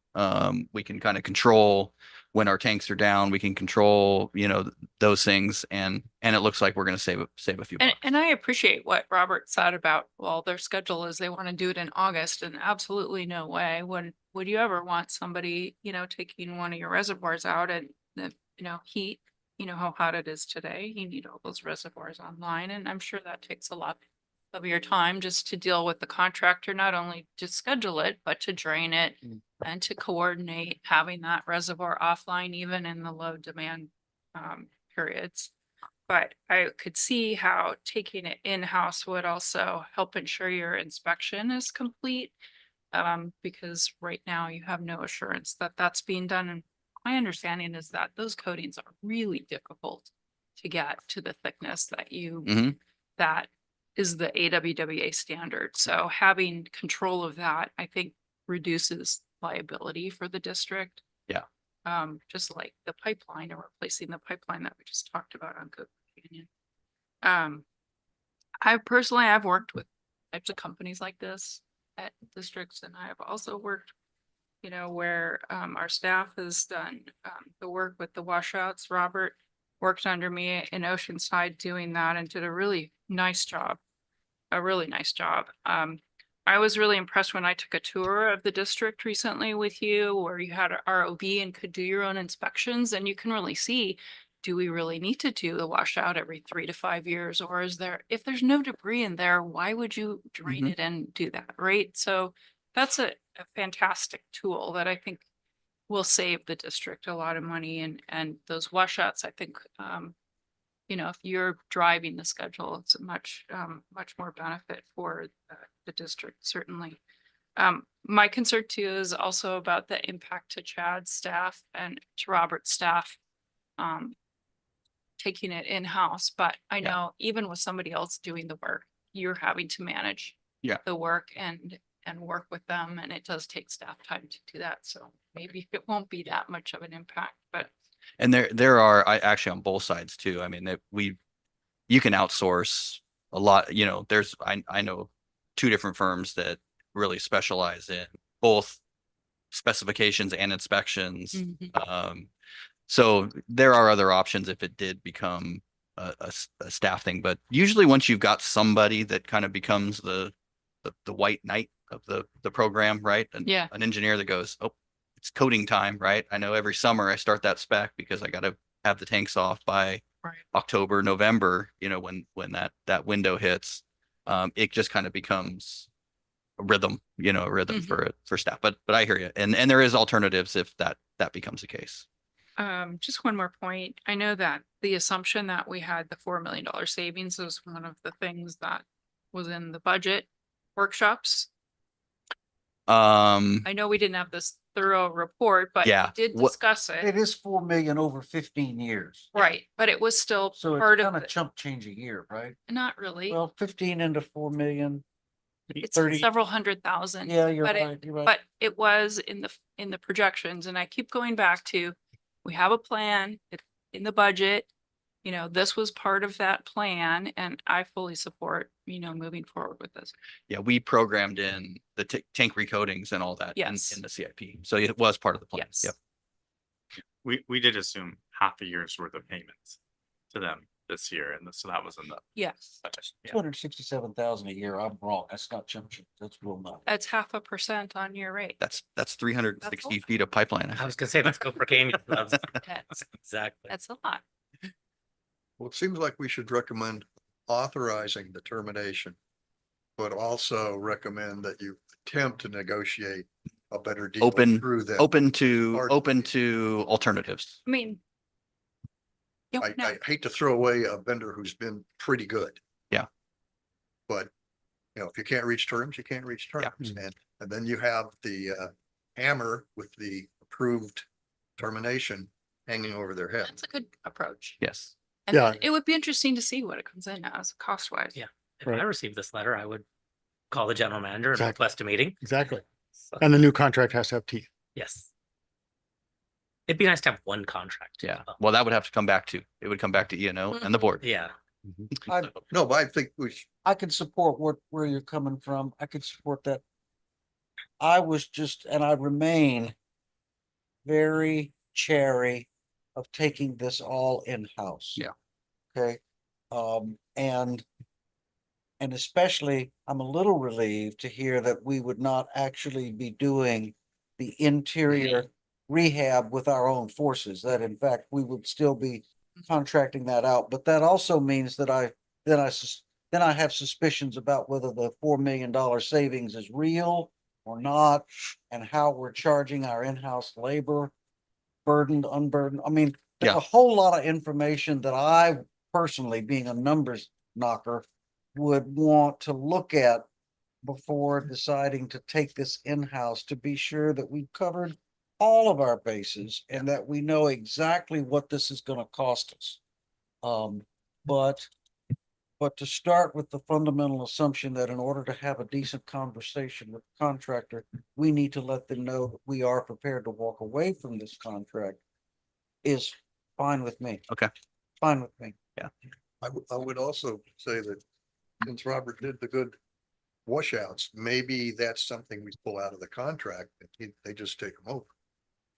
That puts us in better control for the times you do want to do at least I- those. But the main issue with this contract is not the washouts, because Right. they've been doing that, and they've been doing the exterior coating, they've been putting the staircases on it. It's the interior rehab. It's the Interior coating, rehab. that's a problem.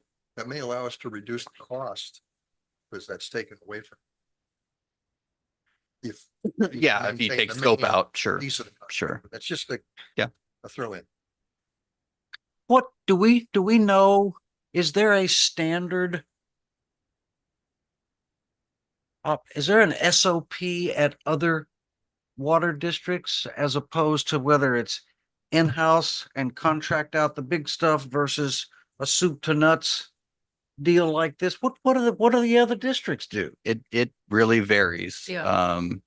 The districts I'm most familiar with, Rancho, Eastern, it's in-house. They do this in-house.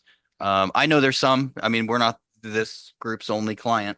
Mhm. And I know there's others that have looked at it and those kind of things. I think it's probably mixed. Okay. But a lot of, yeah, go ahead. I wouldn't say in-house, but that means subcontracting out the specialty work like Right. that. Engineering and Mhm. that in-house. In-house Right. manager oversight. Yeah. And that's if you have steel tanks. Yes, If you have concrete tanks, it's another story. we had 40 of them at Rancho. 40 of them. It was a big program. Okay, so is there a motion? I move to approve the You do- termination. to recommend to the board that we provide a notice of intent to terminate. Mhm, Is that correct? that would be And correct.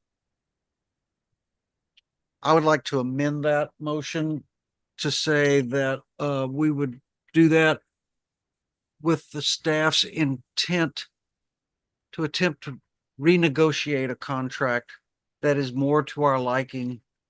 And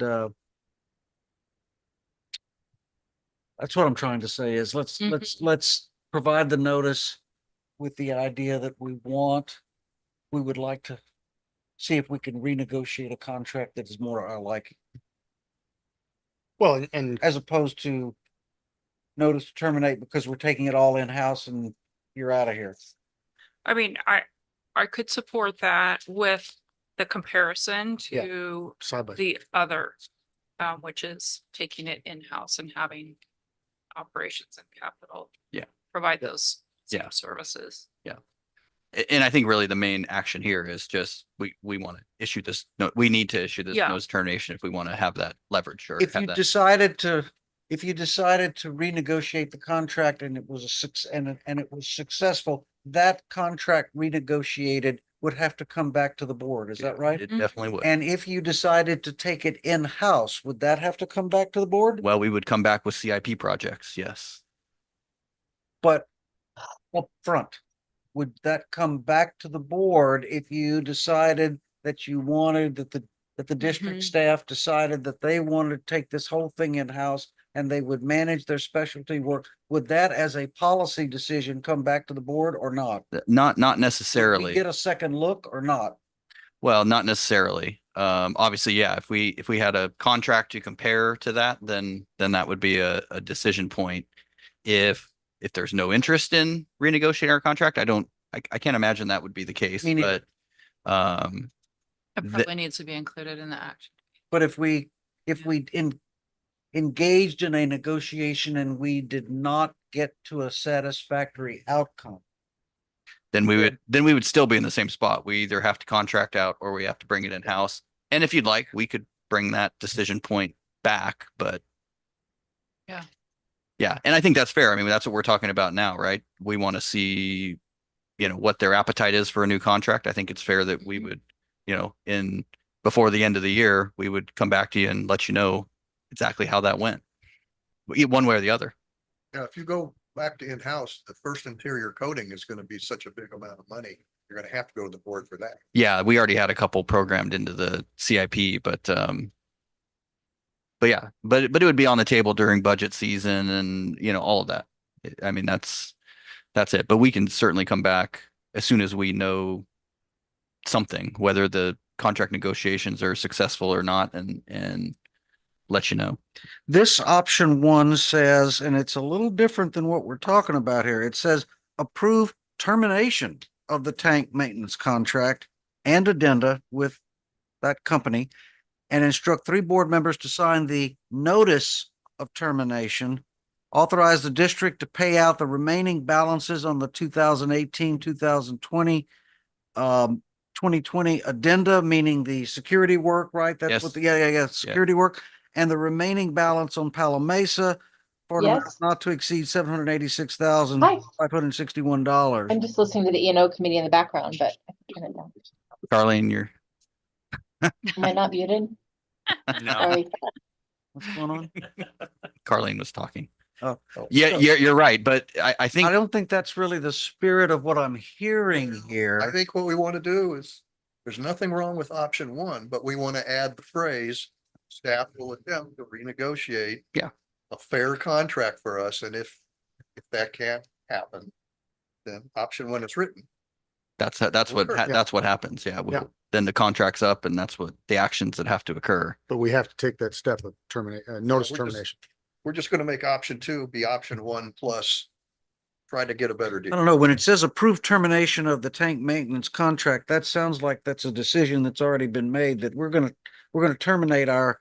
Well, Well, that's even if we absolutely- do a new as opposed contract, to an amend, as opposed to amending the existing. We need to contract. absolutely concretely provide notice of termination. I agree And with then that. Come to the That's, table Yep, and we that's- may or may not get married again. yeah, What was the termination timeline? Was it? we have to 90 issue days? it by September 10th. Right. So Soon. it has to Okay. be done at So the it board. needs to be I done. support issuing the notice of termination. Okay. so that the staff can engage in contract and negotiations. What I'm not crazy about is deciding right now that we're terminating the contract no matter what. Well, I think that, No. Oh, I that's think it not- needs to be done. Yeah. I think it's a liability. Mhm. They're not coating the interior. They're Right. letting it go. It needs to be coated. Okay. So and I think if we were gonna do, I don't think it would be an amendment to this contract. I think Be we, a new it'd be a new contract. contract. Okay. Yeah. Okay. which means you gotta start from a terminate. You gotta start from no contract to get a new contract. Yes. Okay. And they don't have a plan to do interior coatings for the next year or two, right? No, I think we're getting. So to you're the not same losing place. anything. We're Yes. saying it. Yeah. Yeah. Yep. we You're understand right. the spirit You're of the right, Gary. recommendation. So in the interest of Yeah. time, we need to Yep. Yep. press forward. Okay. All right, so we have a motion to approve option one with the With the addition amendment. that we want to make good faith efforts to negotiate a better contract for the district with this company, right? And Absolutely. then, We'll make a good. As an faith effort. option to review. yep. Okay. Yeah. And so is there a second? Second. All in favor, say aye. Aye. All opposed, no. Okay. I guess we gotta do a roll call. Sorry. Meg, do that. All right, we have to do roll do call verbal. because Meg, okay. Sure. Do it. Sorry, Meg, we're gonna do a roll call now. Member Gasca, Aye. Oh, I guess you did it. Member Dale. Aye. Member Marnett, Aye. Member McKesson, Aye. Member Nelson, Aye. motion carries 5-0. All righty. Item number, the new number 14, discuss amendment to section 8.11.010 of the Administrative Code connection and meter charges. And it's Yes. very interesting. So we have really two sections of this policy that we wanted to bring forward to you. One related to meters, and we indicated a couple months ago that we would be continuing down that path of kind of looking at our meter policies and tightening things up where we could, and we continue to do that. So this is one of those. And the other has to do with the removal of water service. So when somebody comes in and wants a meter removed, they don't want service anymore. And I'll start with that one. I'll start with the removal of the water service. Again, our code defines the general requirements of, hey, if you no longer want service to the property, you come in, we review it. If it gets approved, we're going to take the meter out. But it had some language that was very, I had a good word in there for it. It wasn't very strong as far as what we were going to do with the actual connection to the main. It said the district will decide if we want to, what we want to do with the main connection.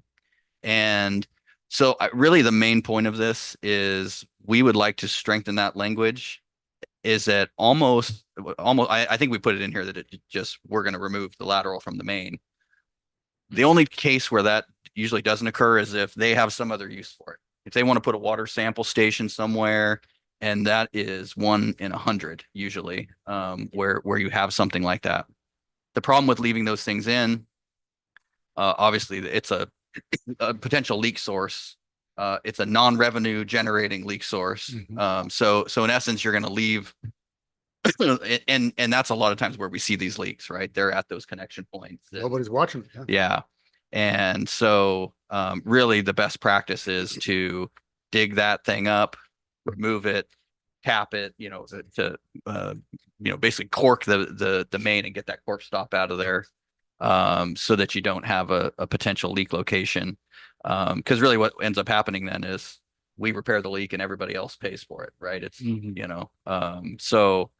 so it's kind of an equity thing, but it's really just best practice to, as we have meters that are no longer wanted, no longer generating revenue, selling any water being used, we want to remove those things from the main. And then also being clear about our intention that, just like when we install, when a service gets installed, there's a cost associated with that. It's directly related to one customer. So the idea is we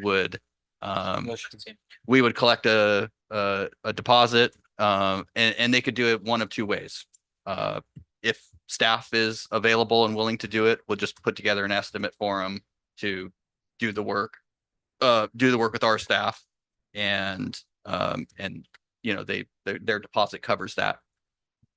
If not, we could use a contractor, in which case all we would take would be like an inspection deposit. So our inspector is going to go out there, make sure the thing was removed. They have to hire a Class A contractor and the work gets done that way. But it is paid for by the requester of the meter removal. So those are the changes that you'll see in that section of the policy. And I'll stop there if there's questions on that one. The removal part. Yeah, we'll talk about the downsize next. I've got a question. I got nothing. No questions. Nothing on that. I have a Okay. comment. Okay. Just a comment. I'm just really happy to see this because a lot of times customers come in thinking they'll, get rid of their bill for their property that they own. And it's cost the district money to have to remove a meter or downsize a meter. I'm sure you're gonna get into that. but Yes. I'm glad to see this language in here. I think it tightens it up. Okay. A problem that's happening in the Yeah. last couple of years. Yeah, definitely. It just makes it's been handled inconsistently because Yeah. of, there's just language, a lot of discretionary language there. When really there's one good practice, for those things. The second item, and Rick was involved in this, so I'll let he can chime in additionally. But really, we were taking a hard look at the meter downsizing policy and a couple of things, and somewhat related to kind of what we were talking about earlier. Some of these kind of failed meters and high uses is really how that downsize policy was set up. It was stretched over, 12-month average, right? If you're staying under that meter's capacity for over a 12-month average, then you're okay, right? Then you're okay there for the downsize. But as we started to talk through it, really, we felt like it made more sense that, it's about a capacity. And so if you're exceeding that thing on in any month, right? If you're exceeding the capacity of the meter in any month, obviously the potential is there that you're reducing the life of the meter, and really you're exceeding your capacity, the capacity that you're paying for month by month, and system buy-in. Although when we downsize, we don't refund system buy-in, so that might be off. But at least the month to month, the O&M charge, and that is really attributed to a smaller meter size that's being exceeded, even if it is on a peaking basis, right? It's more of a peak, not a long-term average. And so that was one thing. The other thing, again, just kind of inconsistent on the cost recovery for actually implementing these downsizes, in that we were doing some downsizes and really not collecting from the customer, and there's costs associated with it, right? We got to take a meter, the meter we're taking out probably isn't any good to us, really. You're going to have, and now you're bringing out a new 3/4 inch meter, or whatever it is that they're downsizing to, and labor. And so again, kind of making clear our intent that, when somebody comes in, we are going to downsize the meter. There is a deposit that has to be put down that covers the cost of that work based on meter size and all those kind of things. So there's an investment that has to take place, right? On the customer's part it is a long-term commitment to reducing capacity. The other thing is, just some more specific language on if a meter starts to exceed. So if we see 1 month Post downsizing. post downsizing, now you decided you're going to use, turn my Grove back on and crank it up, then we went with a warning, over a 2-year period. Hey, we'll give you a warning. You got to get your water use under check, but if not, if it happens again, then we go down the path of beginning an upsize process. So you're going back to the higher meter size and paying basically the O&M difference during the downsize term. You kind of, failed to live up to the terms of the downsize. You're still using capacity at a larger meter size, and so recouping those costs. So that would include if you had to use your water 1 month for a firefight and they use huge amounts of water fighting a fire on your property, but it's a one-time thing. Did we put in the exemptions? Yeah, I'd Rick like did the to see an language, so I'm gonna- exception somehow, either understood or in writing. Right. So the idea of the warning takes that into consideration. Okay. If there's some anomaly in water usage, maybe a leak or something like that, where your usage just goes through the roof, we'll give you the warning, and you essentially get one warning every 2 years. If there's continuous water usage, obviously beyond the warning, and you have a kind of a couple month break in between when you get the warning and when you really need to get under control, then that's when we charge you more at your normal monthly fees. We left a provision in there that left in our discretion so that it's not automatic. Whether we look at that usage pattern as something that's deteriorating the meter, it's causing issues with our system, these things where we say, no, you're being abusive and we need to actually upsize you. If so, then you'd probably get another notice saying, we're going to upsize you, and you'd pay the actual cost for it. Because there's In intent. relation to that, quick. Somebody downsizes from 1.5 to 1. Now, they already paid the capacity fee for the 1.5, and I know they're not gonna get any money back. But if he goes from 1 back to 1.5, are you gonna try to give capacity fee? Absolutely. That's in there, right? Yeah, that Well, it doesn't make sense. You already collected it once from that person. Why would you? Oh, the He capacity of the paid meter. capacity itself, fee okay. for 1.5 inch service. He shut his grove down and he downsized to a 1 inch pipe. And then he said, oh, I'm gonna put some grapevines in. Now he needs a little more water than the 1 inch will provide, so he's got to upsize and pay for a 1.5 inch meter, but he shouldn't have to pay 10,000 more for the same capacity he already paid. it's a valid point. I'll let you figure out if you can put that in there or not. I'm just reading back through exactly what it says. Yeah, the existing agreements are explicitly forfeit their existing additional capacity to Yeah. downsize, so you start from scratch again. Yeah, see, that's Back up. especially if it's the same owner. I understand if a new person comes in and buys the property and he's got all these great plans. Fine. But if it's the original owner payer of the capacity fee, they shouldn't have to, Double dip. yeah, double pay. Mhm. Well, think about. Actually, I think so how we left it was still I think I'm reading this right. It's the lesser of the two. So if the O&M cost over that period, if that's less, if the capacity fee is less than that, then they would just repay the capacity fee. The 10,000, or if the O&M fees over that time are less, they would just pay that. So say it's only been a year and they saved $40 a month, but they actually couldn't use a smaller size. We just go back and collect that. Right. You're right. I think that's how, did I read that right? Essentially, the piping fees you were always responsible for if you had to re-upsize. Right. So it's actually kind of in No matter how far it went, I thought. it's actually kind of in the customer's benefit, because you could just say, we're gonna go back and collect all the O&M.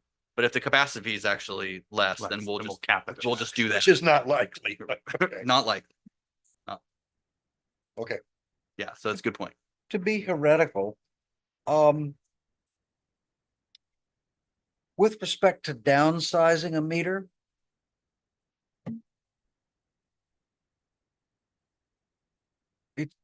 I wonder why we think we actually have to go out and physically put in a smaller meter. I understand the point about if somebody wants to pump a bunch of water through a smaller meter, it deteriorates it more rapidly. I get that. But if we are monitoring and doing what we're supposed to do, we would see that right away. And I'm just thinking in terms of the use of district staff time and potentially expense to the ratepayer, why can't we just make it like a virtual thing?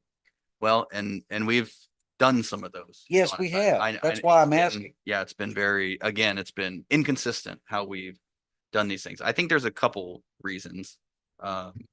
you know, number one, you're agreeing to a smaller capacity and the meter has a smaller capacity and you should be able to live within that meter. I think that's kind of number one. Technically speaking, we want our meters to kind of match the use that they're providing, right? What benefit does that? Well, provide? it's accuracy, you know, accuracy of a meter, Yeah, right? that's what I've heard before is that if you had a 1.5 inch meter and now you're gonna use 3/4 surface and you're using 1,000 units a month and now you're using 10, it wouldn't even read. Yeah, sometimes you can actually, you can go, yeah, you can turn, I've had people, I've seen, well, I haven't seen it, heard of it, where people actually tested it, where they'll go, like, if I just run 2 gallons a minute, my 1.5 inch meter it doesn't even pick it up, right? It doesn't even pick up that flow. And, you know, I don't know what that number is, but in essence, what we're looking for is properly sized meters for the use that they're intended for. And that's really what we're after, right? And if that's what you're paying for, that's what you should have. That's the rationale behind it. Yeah, they charged me $600 to downsize. But I was you- one of the first to downsize many Yeah. years ago. If we get anywhere between 30 and 70 of these per year, it's the most common activity Mhm. that we're getting requested. Currently, obviously, there's absolutely no cost to the customer. The district is now paying for a new meter, the labor associated with it. There's no buy-in. They tell all their neighbors, sort of thing. So we'll get multiple downsize requests, 2 to 1.5 to 1 3/4. Oh, and from the same customer. Oh, from the same customer. Just There's- stair because stepping. there's no cost to them No to skin in the do. game. Yeah. And how many of those? You know, there's yo-yo no cost bounce to us back if up? it's virtual. Mhm. There's no cost to us Well, if it's virtual. I think we lose accuracy. I think that is one of the keys. And again, there is no skin in the game. So I think what you're seeing is, you know, we're trying to tighten the policy. So it's a game, right? It is. There's some gaming going on and it's not fair to our other customers, right? It's not fair to the rest when you go, hey, I just want to pay less, but I'm gonna put the same. But if I'm meeting the capacity requirements and you've now tightened it down, that it's not just a yearly average, Mhm. but that in fact you must meet that flow capacity every month during the 12-month period, then Well, we give you a warning, you know, so it's still, you're right. We're tightening it on both sides. Right. We're tightening on both and sides. I'm in favor of Yeah. that piece. It's just that I'm wondering. That's an awful lot of potchkey that we go through and the customer goes through to downsize all those 60 or 70 meters a year to do that, when in fact we could accomplish exactly the same thing on a spreadsheet. In theory, yes, but again, it brings inaccuracy to our system. You know, I mean, we spent a lot of money replacing meters and trying to make things more accurate. And so to leave 2-inch meters with 3/4 inch billing cycle, 3/4 inch actual use, I think it's detrimental. I do think it's detrimental to some degree, Okay. Just wanted to ask the question. I Yeah, was just no, gonna that's fair, say, and, fair. You know, just at $5,000 of service, that's like $350,000 that the district's putting out to have people change their meters. There's no question. Carrie, I'm not arguing that. I'm not arguing that. I'm just saying. If we're gonna go out and dig dirt and replace a meter, then yes, we need to be compensated for that. Mhm. Completely. I'm questioning whether we even need to do that as opposed to downsizing and billing and leave the physical infrastructure the way it is. Jake is saying the problem he has is that he believes we will underread with the bigger meters on the smaller use. I don't know. I'm not technically capable of saying, Yeah. but I would always support if we're spending money to do something. Yeah. I agree with you. Mhm. Totally agree with you. Yeah. Totally. Agree.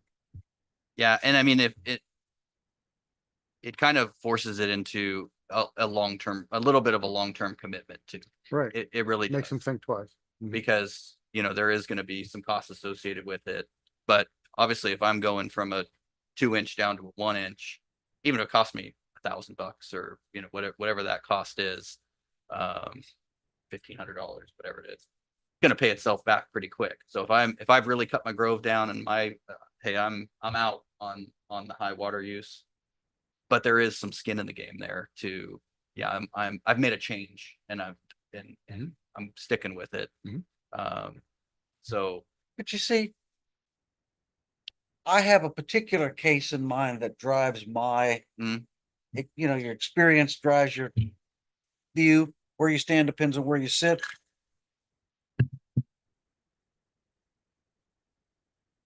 Fella has a 6-acre plot full of macadamia trees, used to irrigate the trees.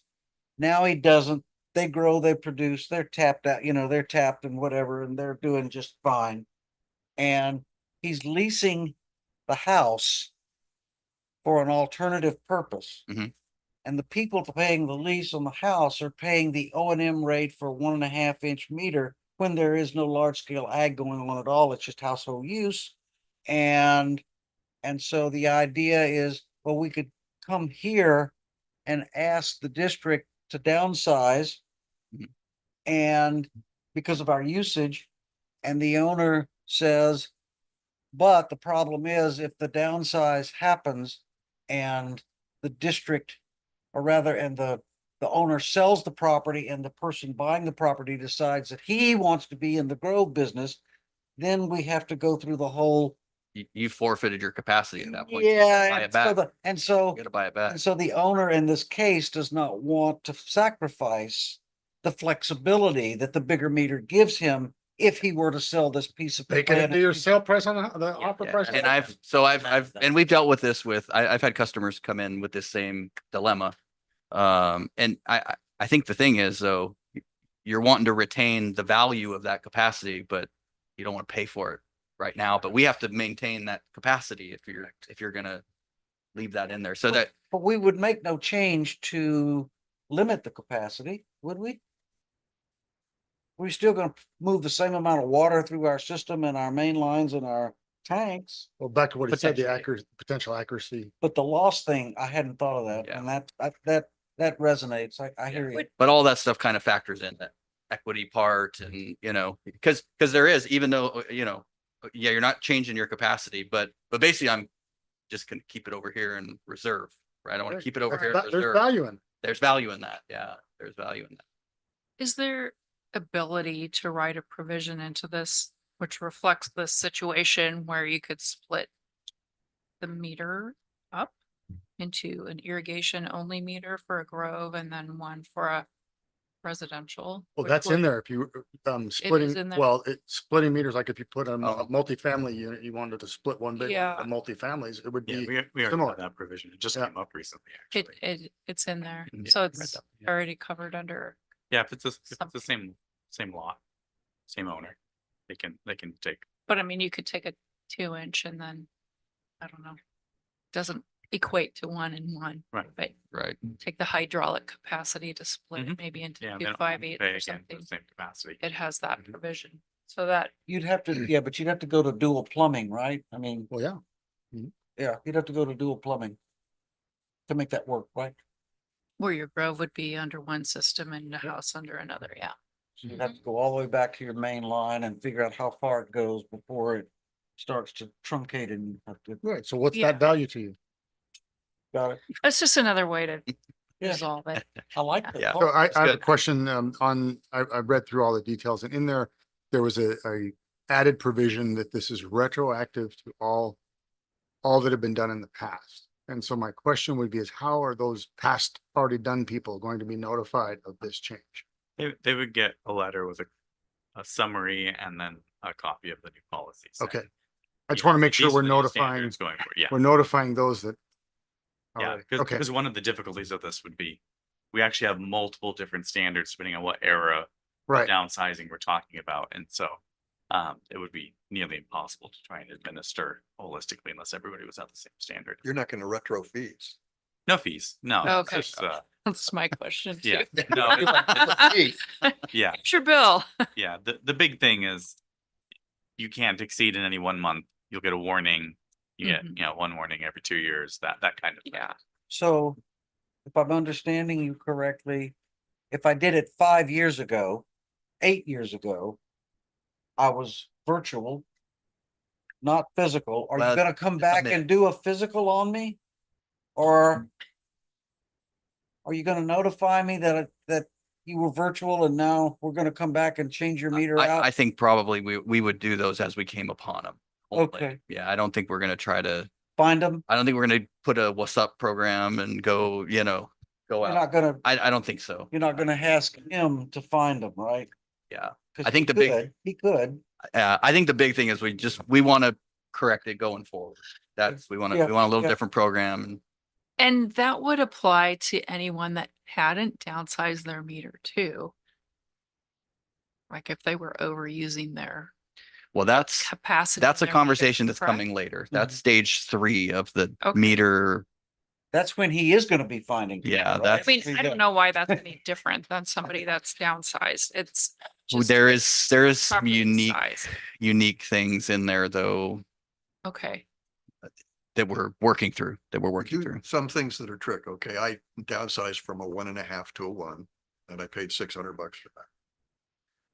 And that's as low as they would let me downsize. This is back in the time when Mhm. Sherry was the engineering manager. That's really long ago. And finally they said, oh, you can go to 3/4. So, okay, downsize me to 3/4, because all I cared about was that pipe fee every month. Mhm. It's me when I only use 8 units of water. I used to use 800. But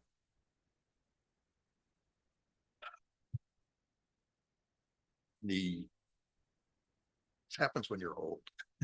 I Train of thought, okay, same thing here. it's gone. So I wanted to keep the 1 inch instead of changing the meter out. So what they did is they now make me pay a fire fee, because I wanted to keep it for the fire flow. Oh, Because you gotta have so much fire flow supposedly, and you can't do it through a 3/4 meter. Mm. So now I'm paying an extra fee called a fire fee every month, it's but just, it's still. it's not again, like almost 500 or reserving something. the It capacity. shows up on the bill as extra fine. Yeah. So there's tiers to all of this as you, Yes. so you should be advising people if they want 3/4 and they need that fire flow rate because they're on ag property, they better think twice. Yeah. Yeah. One other thing to note, Mm. we have a 4 o'clock recruitment meeting in here. So we do have kind of a hard stop. I I was think this about- is the, I was the- about the to meat of lean the over to business. Chad and say, I think we may need to postpone the. My feelings are not hurt. Yeah, okay. I got one more question. 8/11/04/09. Do we need this anymore, or are we gonna be stuck collecting this capacity fee for San Diego for 5 years? No, that'll go away. When that happens, we will have to come to you and strike that. But right now we are still collecting. Can the action, when it comes to the board, just include a provision that goes away once we detach? That'd be fine. I'd rather Yeah, not piecemeal it. Yeah. Nice. Okay, Self-destruct. thank you. Okay. Okay. Well, 1/1/25. Okay. Like Okay. Mission Impossible. Yeah. So given the time and given the conversation we've had up to now, would I be correct in suggesting that this committee would recommend option 2 to reflect the revision that you just talked about on the San Diego Water Authority? Is that right? That would be fine. Yes. Approve the ordinance amending and updating Administrative Code Section 8.11.040.03 and 8.1040.10 with revisions, right? And the revision has to do with San Diego Water Authority. Correct. Anybody good with that? Option 2 with the visions? You need a We have to, we have to Looking do a for a roll call. motion. I'll motion. Because of Meg, I'll move because it. of Meg, we gotta do a roll call. You move it? I'll second. Okay. Terry moves and Steve seconds. Option 2, recommended option 2 to board. Member Gasca, Uh, yes, Member Dale, I, Aye. Member Marnett, I. Member Marnett, I. thank you. Member McKesson, Aye. Member Nelson. Aye. Motion carries 5-0. Okay. So that completes new item 14. Item 15 is capital improvement project update. I think we'll postpone that to the next meeting, which means, Bob, there will be a next meeting.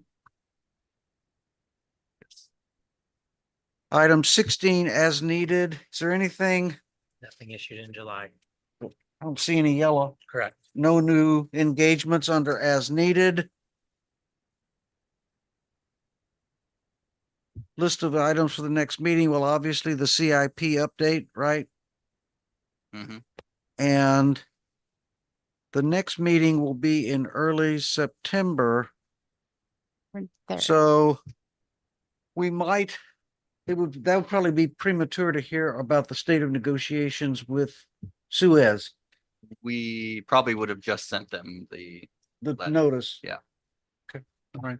I'm gonna if write, there's anything, I'll, I'm gonna write Suez down just as a reminder. At least we can ask at the meeting or something. Okay, okay, next time. Anybody else have anything else for next time or any carryovers that I missed from this meeting? Okay, then I think we are at adjournment, so it is QED. We can quit and eat dinner. Absolutely. thank you. Appreciate the discussion today. I mean, there was a lot of stuff. The meat, the meat there. Yeah, you can reuse them. There are changes, we'll make the changes, but otherwise, let's try and Good actions. Good to see everybody. We'll see you next time. Thanks, Mig. See you, Mig. We miss you. Yep. Take care.